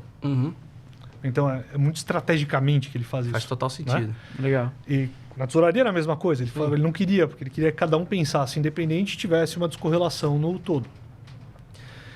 Então, cara, o começo é assim, pilhadão, você fica nervoso, você faz, sei lá, dinheiro de fundo, tá? Sim. Você fazia 20 pau, você boss, fiz 20 pau. Assim, puta besteirada, né? Mas eu acho que é humano isso, qualquer pessoa faria isso. No tempo, você tá mais acostumado com a rotina, você sabe o que ele gosta, o que ele não gosta, como ele gosta, o que ele vai fazer em vários momentos. Ele vai conversar com você, o Alfredo é um cara hiper aberto para bater papo. Cara, às vezes eu falava, chegava, um dia eu tinha um mês sensacional. Aí eu falei, eu acho que eu vou parar o mês aqui. Era tipo dia 13, assim. Sabe quando? Peguei na veia. Aí ele pegou e falou assim, filho, ó meu cabelo aqui. Você vai fazer o seguinte, você vai pisar o pé, você tá com o pé embaixo. Você vai manter o pé embaixo. Primeiro dia que o mercado for contra você, você vai encerrar tudo. Interessante. Então, assim, é o tipo de lição que você fala, cara, tô no winning streak animal. Tipo assim, você vai continuar aproveitando o seu bom momento e a hora que você perdeu... No primeiro dia que o mercado vier contra você, você errou. Né? Isso na conjunção de portfólio, derivativo, trade, tudo. Aí você para. Aí você reduz seu risco muito forte, deixa só qualquer posição. Entendi. Então, ele sempre ajudou muito nesse sentido de fase boa, cara. E ele, o Alfredo é brincalhão pra caramba. Então, fazia brincadeira, super legal, assim.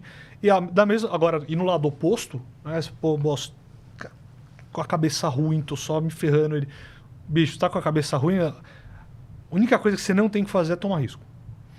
Mas você não pode ficar fora do mercado porque você não sabe quando o mercado vai voltar a encaixar o que você faz. Então você reduz seu risco, vai menor. No primeiro dia que você acertar, você começa devagar aumentando. Cara, muito animal isso. Então, assim, obviamente ele sabe, né? E, quando eu sentei lá, era cruzão de gestão, né? Tinha lá alguma experiência de mercado, mas estava tocando um fundo FIA, sentei no multimercado, totalmente diferente. Não tinha métrica de VaR, não tinha métrica de drawdown, uma série de coisas muito diferentes. Você tem um tempo para acostumar. Na época, o Fuscaldi era o chefe de risco, o Alfredão, o CIO. Tem todo o apoio, tá, cara? E tem todo o apoio da equipe inteira. Então, todo mundo sabe que existe um tempo de adaptação. Sim. Você tem um tempo... Tanto que, assim, eu entrei lá, a primeira coisa que eu tive foi eu queimei a largada. A primeira coisa, cara. Primeira coisa, primeiro mês lá, eu tomei uma piroca giga, assim. Giga não, do tamanho do risco que eu podia tomar. Sim. Eu tomei porque... Daí foi novembro 20, né? Então era que pegou aquele ralizão. As 2 primeiras semanas de rally do Biden lá. Nossa, subia pra caramba. Né? E, pô, eu comprava um pouco, no final do dia eu batia. Abria guepadão pra cima. Me rasguei ali. Aí eu ia fazer heading, sei lá, no câmbio, eu ia fazer heading no pré, não dava certo porque a bolsa estava mais forte. Aí eu falei, pô, peraí, bota a bola no chão, Respira e vamos. bota nos modelos. Quais são todos os modelos? Pô, bota modelo, um modelinho, cara. Você acha que os maiores aprendizados vieram dessa parte ali do risco que você teve com ele? Sem dúvida, bicho. Sem dúvida. Assim, sem dúvida nenhuma, é como o risco alimenta um processo de disciplina e que você tem que trabalhar para alimentar um processo de preferência temporal. Porque a ansiedade é foda, velho. A ansiedade é bizarra. Todo mundo, assim, eu sou super ansioso. Né? Falo rápido, aquela coisa toda. É um processo que você tem que ir cumprindo. Eu me vejo hoje muito, muito mais maduro do que 1 ano e meio atrás. 2 anos atrás. E cada dia mais. Cada porrada que você toma e você vai tomar, você tem que extrair uma grande lição daquilo para não repetir aquilo. Todas elas.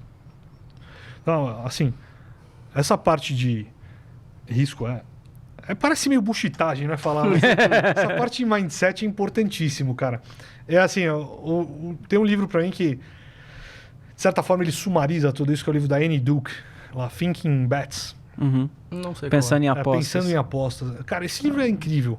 A Annie Duke, ela era jogadora de pôquer. Ganhou lá um monte de coisa e tal. E ela virou palestrante, consultora. E assim, no livro, as primeiras 10 páginas, quando eu tava num hedge fund, lá dando consultoria, tal. E depois acho que ela foi fazer psicologia e hoje ela é só focada nisso, assim. As primeiras 30 páginas dela já são muito legais, que ela fala, cara, você pode ter 4 outcomes. Pode ter um bom resultado com um bom processo. Você pode ter um bom resultado com um mau processo, um mau resultado com um bom processo e um mau resultado com um mau processo. E onde você cai na armadilha? Você tem um bom resultado com um mau processo. E onde que um monte de gente começa a fazer um negócio, começa, sei lá, compra alguma coisa. A sorte cai, do o trader cara no início, né? faz médio, volta um pouco, cara. Né? Assim, tô dando um exemplo que eu já ouvi 1 zilhão de vezes. Tá? E já ouvi quando eu fazia lá a sala ao vivo, já ouvi dando curso, já ouvi o cara mandando mensagem no... Aconteceu comigo. Daí já fiz também. Aconteceu comigo. Primeiro dia que eu fui cara, operar... Mas eu humano, operei a né? alavancagem, eu ganhei... eu operei... Cara, assim, foi um rolê muito aleatório. Pô, eu já tinha definido tudo que... É um pouco do que você falou, do modelo. Eu tinha definido, olha, eu não vou operar índice em dólar, eu vou operar só ação. Eu só vou operar Petrobras ou Vale. Com foco em Petrobras, se o dia que estiver muito ruim, eu vou olhar para Vale. Primeiro dia eu ganhei... Pode parecer pouco, porque era... Pô, imagina, 24, 20 e poucos anos em casa. Pô, com a merrequinha que eu tinha, fiz 5 mil reais num dia. Aí eu falei, beleza, maravilha. Eu falei, pô, 5 mil reais, 20 dias... Pô, beleza, acho que dá para viver com uma certa parcimônia aqui. Aí, porra... Falei, cara, porrada. Dia seguinte, eu deixei o dobro na mesa. Não, e essa é uma... Cara, eu já ouvi já ouvi uma... Eu comprei Gerdau. Só pra gente entender. Eu fugi totalmente de tudo. Eu comprei Gerdau, deu certo, eu falei, bicho, assim, todo mundo sempre mete o louco um dia. E você precisa ter um bom sistema de alavanca, e por isso que a Asset é tão importante o sistema de risco. Departamento. Cara, você vai meter o louco, velho. Não tem jeito. E assim, porra, depois eu vou até mandar uma mensagem pro Alfredo, não tem nada, mas o Alfredo, ele falava assim, teve uma vez, cara, ele... Bom, espero que esteja tudo bem, mas era uma Petax de dólar. Cara, 11 da manhã, ele levanta, hoje não é pra operar. Não, por quê? Eu já tomei uma puta pica, vou sair fora, vou almoçar e tomar uma cerveja. Almoçou, ficou 1 hora fora, voltou, olhou o mercado, realmente não é para operar. Você entendeu? Que assim, quantas o que eu pessoas quero dizer conseguiriam com ter... você entendeu, né? Para não avançar. Ele sabia que ele ia fazer ele merda. foi maior Um dia ele operou um pouco maior. Tudo dentro do risco. Puta, parâmetrozinho direitinho. Tá? Armor, nesse sentido, cara, benchmark, assim. Ele tomou a primeira pancada. Ainda muito longe do limite dele. Que ele falou, se eu ficar na mesa, eu vou fazer cagada. Saiu da mesa. Ó, pessoal, me liga qualquer coisa, tá aqui. Ó, óbvio, tem uma organização, tem um monte de gente lá. Tá. Ele saiu, foi almoçar. Não sei se tomou cerveja ou não, foi almoçar com ele, fiquei na mesa. Voltou, ele sabia que era aquilo e ele falou, eu vou sair, porque se ele não saísse, qual que entra o ego na história lá e você fala, não, eu vou resolver. É o dia que E não era o dia pro cara operar, entendeu? E assim, o cara, quanto tempo... Eu já perguntei isso pra ele, mas não lembro a resposta, mas assim, quanto tempo ele demorou para que ele tenha esse controle? O risco não precisou nem falar, Alfredo, tá? Quantos perdeu? Sei lá, cara, deve ter perdido 40 bips, né? Um vol normal lá, que o Armor tinha uma vol maior um pouco, vol tranquila, nada demais. Né? Não é disso que se trata. O risco tá lá, o risco é uma rede, né? Ele vai lá e ele tem o botãozinho vermelho independente de quem seja, obviamente. Mas você entende? Levanta, sai fora. O nível de controle que ele tem, né? Sai fora. E é o nível que ele sabe que se ele ficar na mesa, você fala, não, vou parar de clicar aqui e ficar olhando. É a tortura. Não, agora eu vou entrar, agora eu acho que dá pra bater no mercado. É isso, exatamente isso que acontece. E uma coisa também que eu ia te perguntar que eu acho interessante, que você já falou do modelo, mas até voltando um pouquinho, porque tem a ver com isso, assim, muita gente tem a cabeça de que um gestor, igual você o cara olha só para posições longas, etc. E você roda um portfólio sistemático, né? Ou seja, você tem um modelo que vai mostrar qual que é a sua alocação, o que você tem que estar fazendo, mas você também gosta de se aproveitar de algumas estratégias de curto prazo também. Incluindo intraday. Incluindo day trade, né? Que são os aceleradores, edutores e tal. Se você puder explicar como que é esse raciocínio, como que esse raciocínio funciona. E também, porque eu acho que para muita gente pode ser uma surpresa que gestor também faz day trade. Claro que faz, velho. Faz e faz slot, né? E não sou só eu. Eu tenho meia dúzia de amigos PMs de casa de todos os tamanhos. Gira pra caramba, tá? Só que o gira pra caramba não é gira o PL inteiro, não é um gira o risco inteiro do cara. Tem um percentualzinho percentual do risco do cara que ele vai assim, girar pro gestor é fundamental, cara. Por que é fundamental? Pra você ter gripe de mercado. Você, sabe? Você tá no jogo ali, senão você... Vou dar um exemplo simples, muito observado. Deixa eu ver como é que... O mercado... São 7 agora? Como é que tá o mercadinho? Como é que fechou aqui? Vocês têm? Eu tô logando aqui, vamos ver. Aqui, ó. Como é que fechou o índice? Tá aqui. Lá fora... Fechou 128,795, o dólar 5,578. Até início da semana passada, todo dia o mercado estava fechando para cima.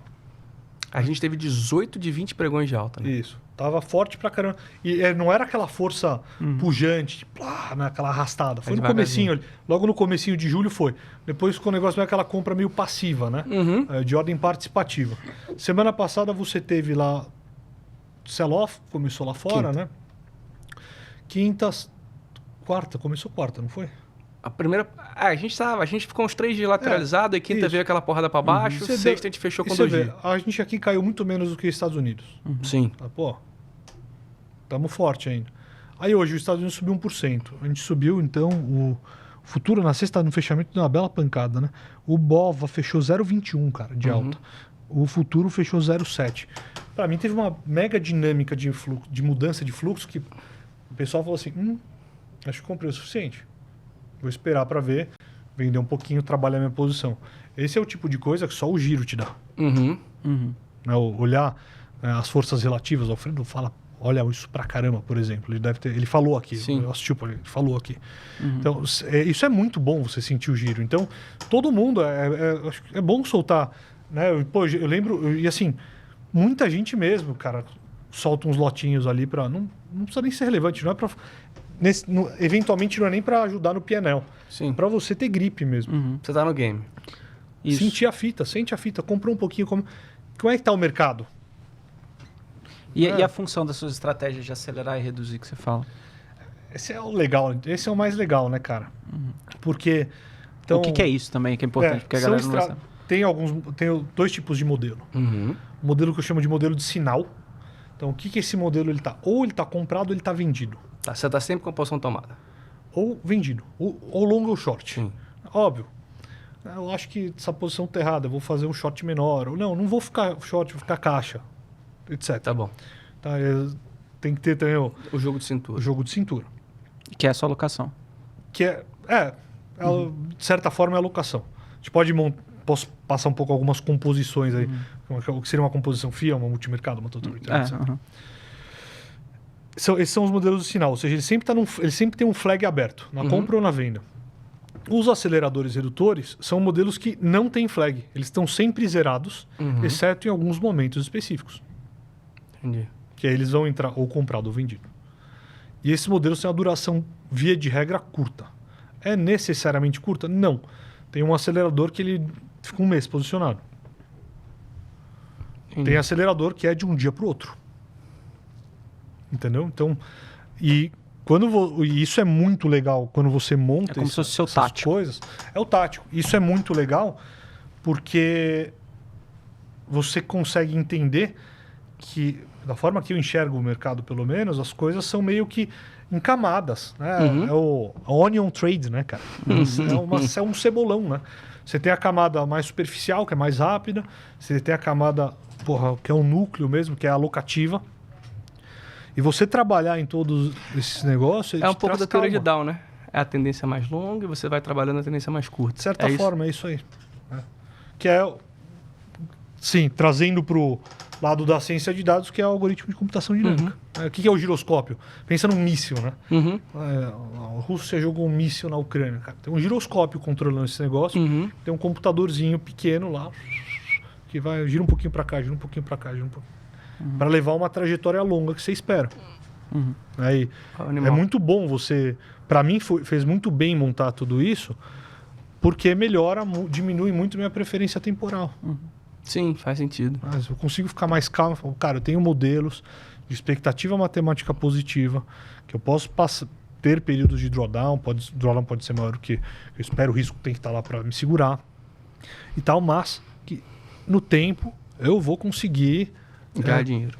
Fazer dinheiro, exato. Ter um bom resultado. E o mais interessante, que assim, obviamente não abrindo os modelos, porque eu conheço eles, mas as pessoas às vezes têm uma noção de que quando você fala assim, eu rodo fundos com modelos sistemáticos, etc., a pessoa acha que é algo da NASA, que é algo totalmente fora da capacidade de um ser humano, da capacidade de uma pessoa física tradicional. Na verdade, são modelos bem simples até. Né? Cara, tem modelo que é assim, besta mesmo. É besta e óbvio mesmo. Qual que é a importância dessa simplicidade? Eu acho que é enorme. Da 20, né, bro? Simplicidade é o último grau de sofisticação. É isso ou não? Cara, o modelo mais complexo, eu não vou nem dizer que ele não é nem operativo, tá? Ele é... Porque eu não cheguei numa boa parametrização dele. Eu tentei replicar o modelo lá do professor Marco. Tá, ele escreveu tem livro de Python, agora vai lançar um novo, chama Éden dos Algoritmos, deve ser pesado, 700 páginas parece. Vou comprar, obviamente, comprei todos os livros dele, tá? Ele tem acho que 6 ou 7. Então, cara, esse modelo é mais complexo, que é um modelo baseado em transformada de Fourier e wavelet. Isso precisa ter um pouquinho de matemática, cálculo 3 ali. Sim. Tá. Só que eu nunca consegui chegar na parametrização da senoidal que ele tinha. Já rodei lá, faz um monte de otimização, aí te dá uma parametrização, um dia ficou mudando na outra, aí você perde um pouco a confiança no backtest, porque você não sabe o que o modelo vai se ajustar na próxima fase. Então, é um modelo que tá na oficina lá. Tá? A segunda coisa, essa montagem que eu tenho feito de árvore de decisão. A árvore de decisão é uma coisa simples, né? Um monte de if-else e expectativas associadas àquilo. Tirando... Você precisa de um livro de ciência de dados, um livro, tá? Prometo que um livro o cara aprende isso. Tirando isso, você pode fazer um monte de modelo que é if-else, tranquilo, dar um peso mais um, menos um para cada um deles, juntar tudo, e você vai ter um belo portfólio. Um belo portfólio. Garanto isso, cara. Você vê o Greenblatt, lá, o Joe Greenblatt, cara, faz um screening de 25 ações, opera uma vez por ano e arrebenta o S&P. no tempo, né? Pode ficar até 3 anos tomando tinta do S&P, mas depois ele pega de volta. O cara, por exemplo, esse ano tá apanhando. Não, e assim, você tem Em até... 2021 ele ficou positivo com o S&P caindo 20. Então, você tem que olhar, observar, pensar no tracking error disso, né? Que se o cara é um gestor nisso, ele ficou os últimos 2 anos tomando tinta do S&P, ele vai perder captação. Sim. É uma problemática que gestor tem que pessoa física não tem. Sim. Não, e até mesmo modelos seus que com indicadores técnicos bem conhecidos também da galera, né? Sim, cara. Isso que é legal. Quer falar um outro? Não, Pode não, falar. não posso falar, Eu deixo você falar. Não, Deixa não, você não, falar. Ele tá com a língua Eu coçando. deixo você falar. Não vou falar. Meu Deus do céu. Não, mas eu só tô querendo dizer assim, é só pra... Eu conto um fácil, cara. Pô, usando índice futuro, tá? Por que eu Ibovespa? Eu não uso Ibovespa porque eu opero o índice futuro. Né? Então, um modelinho simples. Porque no último dia do mês, vai olhar o índice e vai falar, ele está acima ou abaixo da média aritmética de 200. Se ele estiver acima, você compra. Se ele estiver abaixo, você está zerado. Pô, você não está short? Não, eu testei short e deu merda. Entendi. Você se ferra em alguns momentos que a bolsa é boa pra caramba. Aí, testar. Tem outro modelo meu, que é um outro esse eu não vou falar, que o short dele é animal. Você fala, cara, ferrado esse modelo. Tipo, ele rodando o índice futuro sem efeito caixa, em, sei lá, acho que 12 anos deu 7 vezes Ibovespa. Pô, Cristiano, então o que você está fazendo em asset? Você não está na sua casa? Pô, de novo aquela pergunta... Não, calma, cara, eu tô rodando no fundo, espero que dê certo no fundo, tenho escalabilidade no fundo. São coisas diferentes. Mas o que eu tava assim, não era nem pra você falar, mas era não, no mas sentido... esse é um modelinho bestão, sim. cara. Mas Tranquilo. no sentido de que, assim, pra encorajar as pessoas de que, às vezes, o cara nem começa porque ele acha que tem que ser algo muito complexo e que ele não pode, de fato, testar essas coisas. Ah, e se tal coisa? E se tal coisa? Eu acho só uma coisa. Assim, é simples... Sim. Mas requer dedicação. Não é um negócio que você vai pegar, vai olhar ali. Quantas vezes eu já vi? Não, eu já percebi que toda vez que... Não, aí também... Aí é esculacho. Aí não. Não, é esculacho.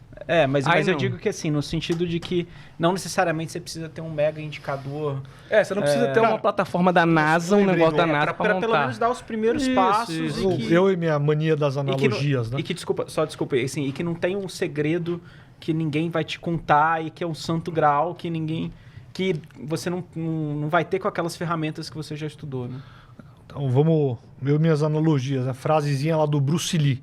Eu tenho mais medo de um cara que dá 500 vezes por dia o mesmo chute do que um cara que dá 50 vezes 10 chutes. Então, você faz aquilo, cara. Pô. Se aquilo tem expectativa matemática positiva, faz só aquilo. É isso. Você vai se dar bem. Né? É o problema da paciência, cara. E assim, eu sei o quanto eu já tive de ansiedade. Eu ainda tenho hoje, mas hoje eu tenho um pouco mais de maturidade para conseguir controlar diversos aspectos dela. Todo o tempo inteiro, não. Mas aí você vai se apoiar em uma série de coisas. Vai se apoiar em casa, você vai... amigo do mercado, amigos de forma geral. Cada um para um tipo de ansiedade. Né? Mas eu acho que a questão é muito mais você criar mecanismos que funcionem para você. E não estou nem falando só do mercado, né? Não, para tudo. Mas tudo. é a mesma coisa. Mecanismos que te ajudem É um gerenciamento de risco pessoal e emocional. Porque, assim, se você tem bons apoios, bons suportes no mercado, fora do mercado, você tem que buscar a conversa das coisas. O cara que trabalha no mercado, eu tenho certeza que vocês dois são assim, cara. Às vezes, eu sonho com o mercado várias vezes. Toda hora. Mas vou treinar final de semana, eu vou pra academia, cara, é podcast de mercado, ou audiolivro de mercado. Eu tenho procurado, né, ler outras coisas, tal. É muito bom também. Eu também. Já faz um tempo que eu tenho tentado fugir um pouco, mas ainda assim, é um pouco. Você não consegue fugir muito. Aí eu vou fugir, aí eu vou ler livros de finança comportamental. Então, e aí recai. Aí, você vai ler, sei lá, outro dia eu tava lendo lá Tolstói. Bicho, Tolstói é um gigantesco ensaio do comportamento humano. Fica o tempo inteiro trazendo. Já tá trazendo. Você tá associando o tempo inteiro, todo, cara. né? Não, eu comprei alguns livros, assim, né? Eu comprei o Homo Sapiens, que eu não li, todo mundo fala super bem, tá lá na gaveta. Aí eu falei, qual que eu vou ler aqui? Aí eu separei um, né, porque a gente estava estudando. Eu falei, não, agora que eu tenho um pouquinho mais de tempo. Aí peguei Pô, é capa azul, é um pequenininho. Matei agora esse final de semana. Pô, vou pegar o livro aqui que eu tenho até a foto dele. Eu não li o Sapiens, cara. Pô, esse eu tô doido pra ler, porque, na verdade, minha irmã me encheu o saco. E minha irmã, assim, é uma máquina de leitura, um negócio... Minha irmã, eu acho que ela não dorme. Então, é trabalho e leitura o dia inteiro. Então, ela é uma máquina. Ela falou assim, não, eu falei, qual o livro bom aí? Que ela me deu o livro, né? Eu falei, tirar uns livros pra ler. Aí ela me deu Iludidos pelo Acaso, pô, me deu eu falei, porra, mas isso aqui é de mercado, isso aqui eu vou ler eu mesmo. Eu li o livro que, segundo o Yuval Harari, depois dele ler o livro, ele decidiu escrever Sapiens. Que é Germes, Armas e... Cara, eu sou péssimo com o nome. Ele é uma introdução à geopolítica, assim, baseada em Germes, Armas... Cara, eu não lembro direito, eu li 10 anos atrás. Livro animal. Aí o Sapiens eu não... pelo menos por enquanto eu não tive nenhum interesse em ler. E para dormir, que antes eu estava escutando podcast de mercado também. Aí eu falei assim, cara, isso aqui já é muita loucura. O problema é que você perde o sono várias vezes. Mas eu ouço podcast para dormir e eu leio também. Então, aí eu tô agora escutando, tô acompanhando o canal daquele professor, acho que é HC. Sabe quem é? Rock. Rock. De geopolítica. Cara, tem muita coisa maneira naquele canal. Tem. Cara, assim, tem muita coisa. Aí Você gostar do xadrez verbal, eu já assisti, pô. Checkmate Global. O xadrez verbal. Xadrez verbal. Não, É um podcast. Só que assim, é 6 horas de cada semana, 6 horas de episódio. Tem um outro canal que é o Checkmate Global, do Cara, professor Vale. Cara, só que eu falei assim, tem vezes, cara, que eu leio alguma coisa, aí assim, cara, colo platinado na minha cabeça, aí eu não durmo mais. Teve um dia eu tinha tomado uma pica no mercado, fui pra casa, falei, pô, hoje eu não vou ler nada de mercado. Aí, pô, jantei e tal com a mulher, pá. Aí falei, vou ler alguma coisa que não tenha nada a ver com o mercado. Abri a Amazon. A Amazon, obviamente, só sugere mercado macro, geopolítica, esse tipo de coisa. Eu peguei e falei assim, pô, eu vou procurar aqui alguma coisa. Aí vi um negócio, Alerta Vermelho, chamava o livro. Eu li, pegada thriller, um dos primeiros investidores da Rússia, problema com Putin. Falei, nossa, cara, mas pegada thriller, será que é uma história real? Não? Eu comprar. Comprei o livro, comecei a ler o livro, 10h30 da noite, 11 da noite. 3h30 da manhã acabei o livro. Não, e é complicado. Aliás, eu recomendo muito esse livro, cara. E é engraçado, porque esse xadrez verbal que eu falei, o problema é que assim, o podcast ele dura 6 horas por semana e é literalmente começando assim. Não, então, pessoal, na Lituânia, essa semana, não sei. O cara vai passando por tudo que é país. Pô, legal. É bem bacana. Então, mas e assim, agora o podcast se tornou um negócio muito longo, né? Acho que o Joe Rogan começou essa tendência aí. Mas o Joe Rogan normalmente fica nas 2 horas. Tem alguns podcasts que tem 7 horas, coisa assim. Achei a foto. The Little Book of Behavior Investing, do James Montier. Esse livro, ele é bom demais. Eu já peguei... Aí, o que acontece? Essa série do The Little Books é bem legal. Cara, é animal. Eu não tinha lido. Muita gente tinha me falado. E eu sou maluco com finanças comportamentais e psicologia. Assim, cara, eu sou um cara, obviamente, pô, análise técnica me faz ir muito pro mundo da estatística, mas eu gosto muito dessa questão comportamental de mercados. Para mim, assim, cara, é a coisa que mais me encanta na análise técnica, que eu falo pro pessoal, às vezes a gente brinca, fala assim, não sei porque que tá subindo, não tem motivo. Eu falei, brother, não interessa o motivo. Algum motivo tem. E se não tem alguma expectativa de alguma coisa em cima disso aqui, a gente só não sabe.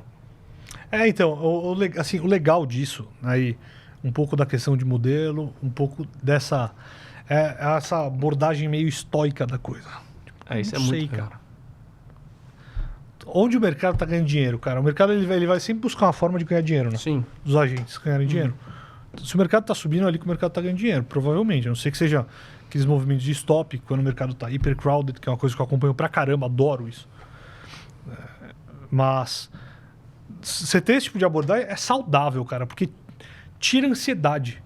Assim, eu acho que o grande exercício é quando você está tomando risco, está tomando posição, você criar formas que você consiga reduzir sua ansiedade. Porque a ansiedade é o que vai fazer você fazer merda. Você acha que, de certa forma, por isso que você virou majoritariamente um seguidor de tendência também? Porque pra quem não sabe, o Cris, você é majoritariamente um trend follower. Majoritariamente. A única coisa, só o posicionamento técnico eu sou contra. Porque às vezes é um super, tipo, janeirão, todo mundo entrou super comprado, os modelos de tendência foram virando ao longo de janeiro. Eu entrei em janeiro, cara. Nossa, sim. Mega short Brasil, porque o posicionamento técnico era um monstro. E o que acontece quando o posicionamento técnico é muito grande? Que as pessoas precisam estopar, porque elas têm VAR. E eu sei a dor que é ter VAR. Dor e amor, tá? Porque é um Sim. negócio que é bom pra caramba também. Segura pra caramba também em bons momentos. Mas, majoritariamente, eu sou um cara pró-movimento. Majoritariamente. Você achou que essa abordagem é a melhor das que você já testou? Cara, De maneira qual que foi a geral. história disso, né? Eu falei, cara, eu não gosto do beta. Então você é um pure alpha guy? Não. Mas o que gera uma queda? Por que boas ações caem? E eu tenho também um viés um pouco Zé Vendinha. Aí eu falei, cara, beleza. Então, por exemplo, modelos quando estão na compra é muito bom para segurar um viés Zé Vendinha meu. Né? E eu falei, tá, e o que ganha dinheiro na queda? E aí, mano? Né? O que ganha dinheiro na queda? Como que eu me protejo na queda? Aí, qual que é o famoso, né, que a gente ouve sempre? Ah, é ouro, dólar, put, treasury de 10 anos. São os clássicos, né? E eu comecei a buscar, como ganhar na queda, né? Não tinha GPT na época. E aí caiu lá papers, que tem paper de tudo. Eu li alguns papers e esses papers me levaram para um paper da EQR sobre trend following e me levaram para 2 ou 3 livros, eu não lembro. Um dos livros, o primeiro capítulo chama Alpha Crisis. E o outro livro, alguma coisa, Alpha Crisis, ou se não é o capítulo, é o subtítulo. Depois eu abro o livro aqui. Esse primeiro, eu lembro bem que é o Strategic Risk Management do Harvey. E aí esse cara mostra, ele cria um modelinho de momentum, de trend following, simplão.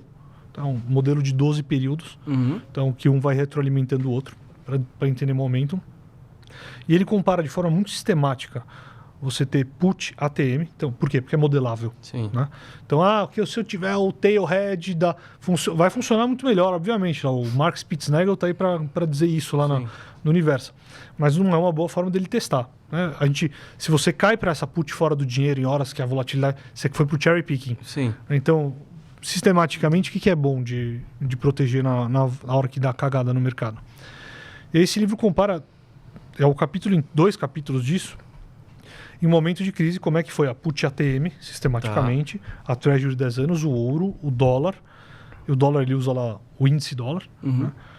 O dólar contra o basket de moedas, eu não lembro, mas o dólar. Tá?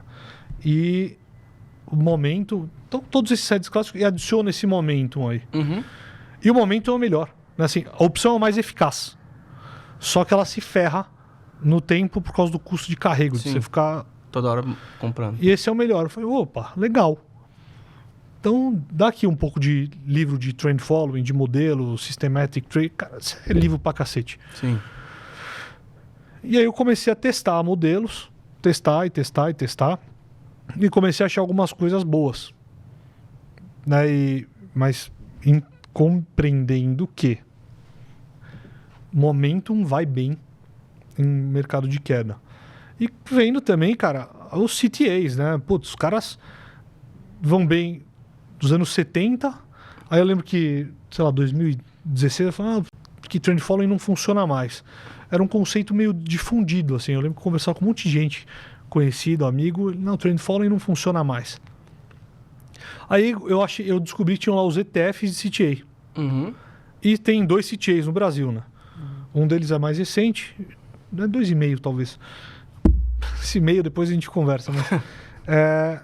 E eu falei, não, vai mal nada. Tipo, o cara pode não dar uma pancada, mas... geralmente esse chain não arrebenta no bull market. Ele vai melhor no mercado de lado e no mercado para baixo. Por quê? Porque a hora que o mercado falta um pouco de correlação, e o cara consegue tomar posições que gerem alfa.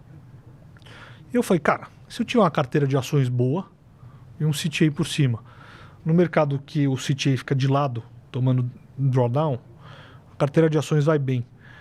Na hora que o mercado fuma, dá ruim, vou estar arrediado. Sim. Parece uma boa ideia, né? Então você vai montando as coisas no tempo. Porra, é bom. Cara, é uma construção. Então, nossa, não é um achado, não tive um achado. É um monte de peça que ao longo do tempo você vai pegando, vai testando. Tem modelo que eu uso hoje que, cara, é de ouvir o Alfredo falar que fazia aquilo lá sempre.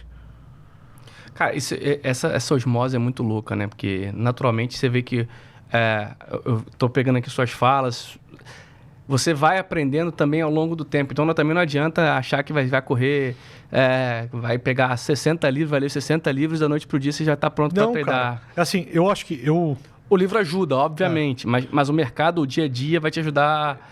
A parte de livro ela é uma parte bem complexa, porque em determinado momento eu tinha gente que falava assim, cara, você tem que ler rápido um monte e tal. Tinha gente que falava, não, o livro é um negócio que você tem que, cara, apreciar, curtir. Eu, não sei, o que eu tenho que fazer com a porra do livro, velho? Eu gosto muito de ler. Uhum. E aí eu fui ler um livro que chama Como Ler Livros, do Mortimer Adler. Que, pô, depois que eu li esse livro, eu falei, cara, agora eu consigo... Agora ficou bom ler livro. Porque tem livro que você vai ler rápido, tem livro que você vai ler consultivamente uma parte, tem livro que eu abro o livro, caderninho, Word, para fichar o livro. Tem uma série de coisas. E tudo isso, né, se você imagina um cara que tem feroz em leitura, ele pega, sei lá, 5 livros aí de modelos. Tem modelos. Tem um portfólio de saída? Tem. Você sabe se esse portfólio ele funciona bem para você? Em quais aspectos, em quais condições e tudo mais. O backtest ficou bonito, mas ele funciona bem para você? É isso. Uma coisa muito relevante, né? Sim. Então eu não acho que o cidadão tem que ter pressa. De novo, eu acho que é uma eterna briga contra a ansiedade. Né? Seja isso no aprendizado, seja isso no mercado, na tomar uma posição, seja isso em fazer dinheiro, né? Em chegar aos seus objetivos financeiros e pessoais. Cara, é uma experiência dolorida você aprender a ter paciência. Sim. Só que é mais dolorido você não ter. Dói mais no Né? bolso. Eu aprendi isso, né? De todas as formas. Ô Cris, deixa eu fazer uma pergunta. Como que o Otto não tá aqui, agora eu vou assumir esse papel dele. Exatamente. Cris, Fala, pessoal! que, aliás, o Cris conhece o Otto também, teve a oportunidade de conhecer. Foi. Cara, um trade que, pô, uma operação ou qualquer tipo de coisa que você tenha dado muito certo e um que você tenha dado muito errado, os dois extremos. E o que isso te trouxe de positivo depois desses eventos? Cara, eu não vou falar de um trade, porque se eu falar de um trade, a gente vai entrar naquela história do home run. Uhum. Tá? O trade mais legal que eu fiz foi a véspera da eleição do Trump, que eu fiquei vendido no índice. Foi o que eu achei mais da hora, mas extremamente errado, não tinha nenhum... Devia ter ido, sei lá, bet 365 lá, sei lá, burro, né? Sim. Então, mas, pô, 2016 também faz um bom tempo já. Eu acho que um belo trade que eu fiz foi pegar a virada de mercado de 2020, do segundo semestre de 2021. Tá. O mercado estava lá em 130 mil, todo mundo falando que a bolsa estava barata e tudo mais. E, pô, eu falei, não tá nem a pau, o juro vai começar a rasgar e essa bolsa vai desabar. E a bolsa caiu lá, 28%, e o meu book de ações lá na Armor subiu 16%, assim. Legal demais. Então, esse foi um belo trade, assim. Uhum. Inclusive, foi esse trade que me inspirou a fazer o cursinho lá que eu ministro. Uhum. Porque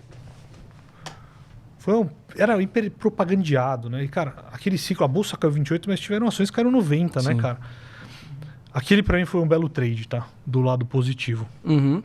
Porque foi um trade com muito método, um processo legal. Esse é o tipo de trade que Sim. é bom, né? Que não interessa a forma que você chegou lá, mas você chegou com a sua lógica. Uhum. Tá? Esse foi um trade show. E um ruim. Um ruim. Deixa eu pensar aqui um destaque. Tem vários. Destaque.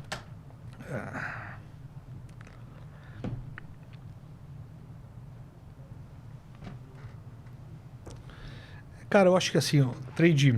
Algum que te marcou, assim, não precisa ser negativo no valor, mas assim, alguma não coisa precisa ter que... sido pior, assim. assim, alguma coisa que... Eu tô pensando... Talvez você assim, estivesse muito convicto, você falou, puta...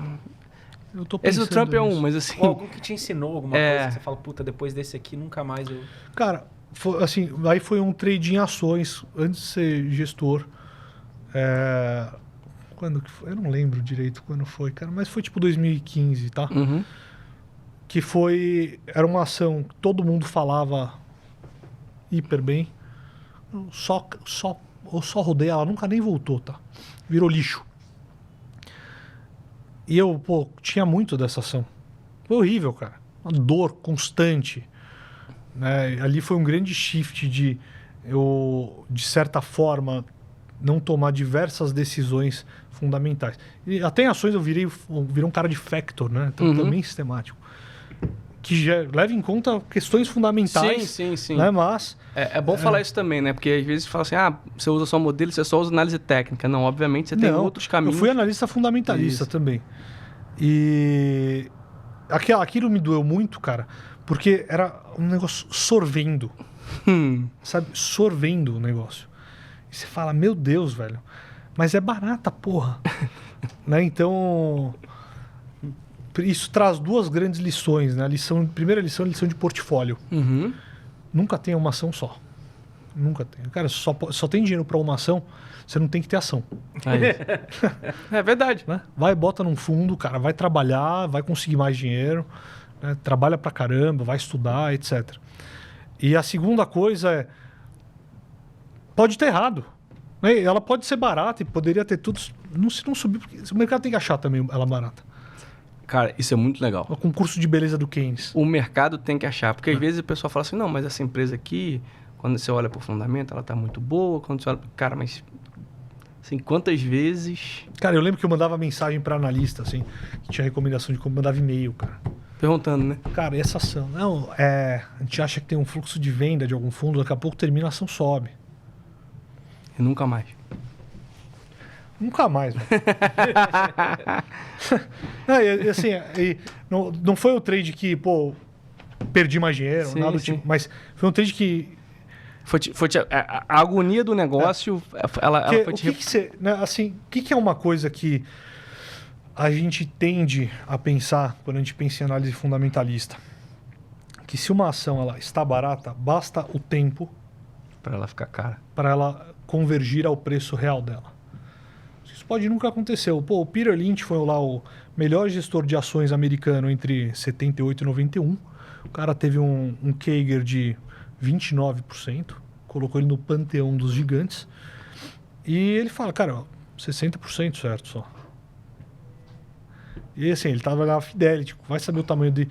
Ele rodava com 1.200 ações do portfólio, então imagina o tamanho. Você lê o livro dele, e aí que é onde eu fico puto com o livro de mainstream, que no livro ele conheça o que você investe, conheça muito bem. Legal, Dunkin' Donuts eu sei que ele conhecia, Chipotle também. Agora ele conhecia 1.200 empresas? Nem...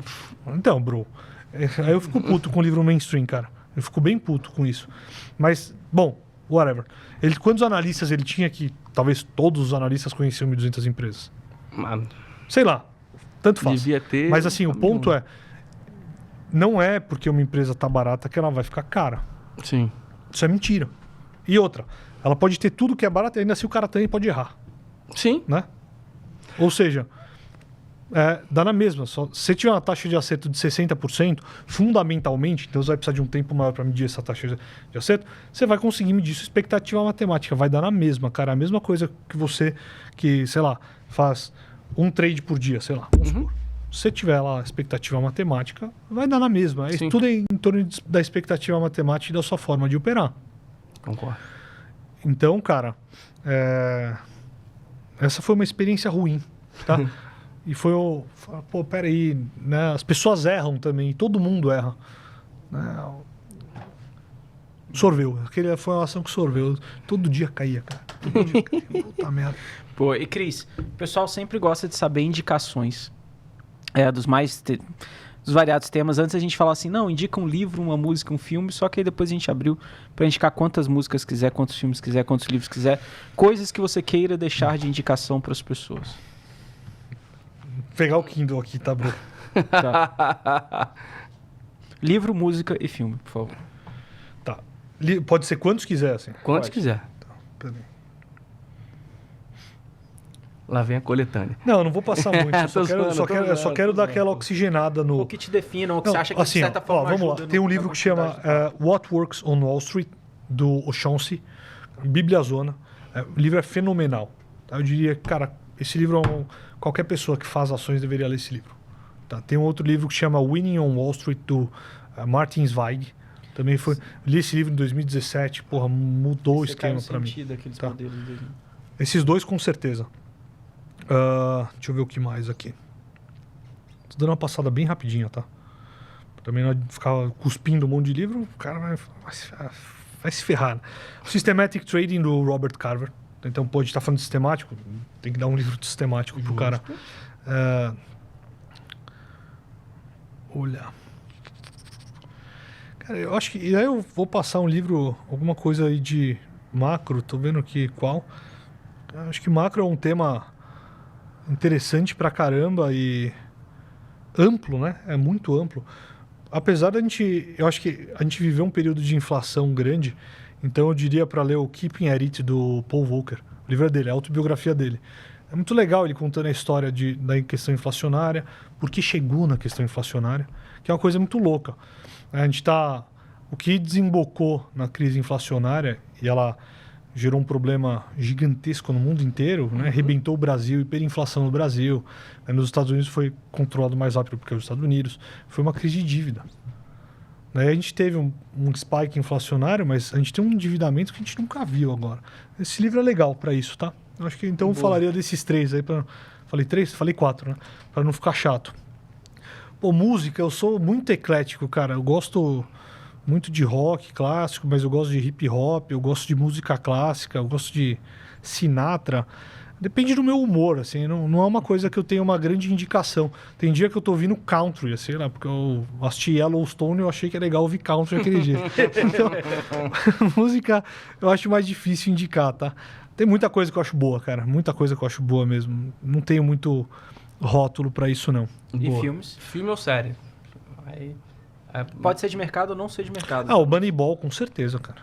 Acho que Moneyball é um filme excepcional, muito legal mesmo. Eu gostei muito de um filme chamado Vice, que é dos mesmos produtores lá do Grande Aposta. Que eu assisti, sei lá por qual vez recentemente. Ele é a história do Dick Cheney, que ele era o vice-presidente dos Estados Unidos, mas ele é baseado num livro que chama The Rise and Rise of Dick Cheney, que mostra um pouco assim, o bastidor do que hoje é conhecido como Deep State americano. Né? E não como algo conspiratório, mas simplesmente as alçadas de poder que são combinadas e tal. Eu acho que num momento em que a geopolítica ela tá tão relevante, né? Ela tá mais relevante do que a gente não viu e não sei, talvez em 40 anos. Um filme, Com certeza. alguma coisa assim vale a pena, né? Boa. Legal. E Cris, pra gente chegar no final, é uma coisa para quem não sabe também, além de você ser gestor, você também você também ensina um pouco dos seus modelos, do seu jeito de pensar. Como que funciona isso? Como que funciona o seu curso? Para quem quiser até mesmo ter interesse. São turmas pequenas também, né? São turmas pequenas, eu ainda estou meio arcaico nisso, então é um curso presencial, um final de semana, sábado e domingo. Domingão acaba mais cedo para depois a gente fazer um happy hour, bater um papo fora de ementa, né? Então, hoje, vai ter turma em agosto agora. Tem que me chamar lá pelo Twitter, lá ou pelo Instagram. Meu Twitter é CSLupinati, com 2 Cs. Meu Instagram é CSLupinati1. Então me chama lá e eu passo informação, mas assim, em breve deve ter... Já estou trabalhando e gravando para subir para o online, né? Porque o presencial ele é uma restrição grande para quem não é de São Paulo. O cara vai gastar mais. Às vezes o cara tem toda uma estrutura ali que não dá para falar, eu tô passar um final de semana ali em São Paulo. Então, não é tão barato. Eu tô indo, não é nem barato, nem prático, então tô indo para online e tô fazendo as coisas direitinho, aproveitando esse tempo e aí lá um pouquinho mais amplo. De pensar, modelos, né? Tudo isso. Cara, lá é um curso, ele tem curso do Total Return, né? Eu já tenho mais 2 cursos agora, um de entrada, que vai ser um curtinho, baratinho, e tem o Total Return, que é o que você conhece. São 4 módulos, basicamente, tá? O primeiro módulo é eu quero quebrar algumas crenças do cara. Então, pô, a bolsa bate, o CDI não bate, por exemplo. É um estudo super legal de ser feito. E com uma resposta nada óbvia. Então, eu quero quebrar algumas crenças, meio que dar aquela limpada na cabeça do cara. A segunda parte é Factor Invest. Daí entra nessa primeira parte de quebrar algumas crenças, a gente fala de um pouco de alocação também, um pouco de análise de fundos e tal. A segunda parte é Factor Invest, então como selecionar ações de forma sistemática. A terceira parte, modelo sistemático, puro, usando assim, classes de ativo. Então tem para S&P, tem para DI, tem para commodity, tem moeda. E a última parte, que é a parte da bagunça, né, que a gente fala de macro, né, eu entro um pouco mais nessa questão dos quadrantes, falo um pouco de intraday. Animal. Então é isso. Sabadão das 9 às 6, domingo das 9 até... Aí depende, tem vezes que vai até 2h30, tem vezes que vai até 4h30. Depende de quanto a turma interage. E é um prazerzaço, assim, é muito legal você dar isso. Faz bem para mim dar o curso. Primeiro desliga de toda a tensão, toda e qualquer tensão que você tiver naquele momento. Você sempre reforçar o conceito, refazer a tarefa, né? O Kaizen, né, cara? Isso ajuda muito na melhora de rotina, porque o mercado é isso, né? Quando você tem uma abordagem sistemática, o mercado é muito isso. Com certeza. Que é isso. Agora você que encerra. Eu não isso sou aí. mais que encerro, não. Pessoal, Eu não gosto de então encerrar é nada, isso. não. Chegamos ao final de mais um episódio. Se você gostou, peço que você curta, compartilha, comenta aí qual que foi a parte que você achou mais interessante desse episódio. E também não se esqueça de seguir a gente. Siga primeiro o @BTGPactual, @lucas.mclaro, @lucascostat e CS Lupinati. CS Lupinati. No Instagram é 1. CS Lupinati 1. Então é isso, pessoal. A gente vai ficando por aqui. Muito obrigado e até a próxima. Valeu, tchau, Falou, tchau. pessoal. Valeu, tchau, tchau.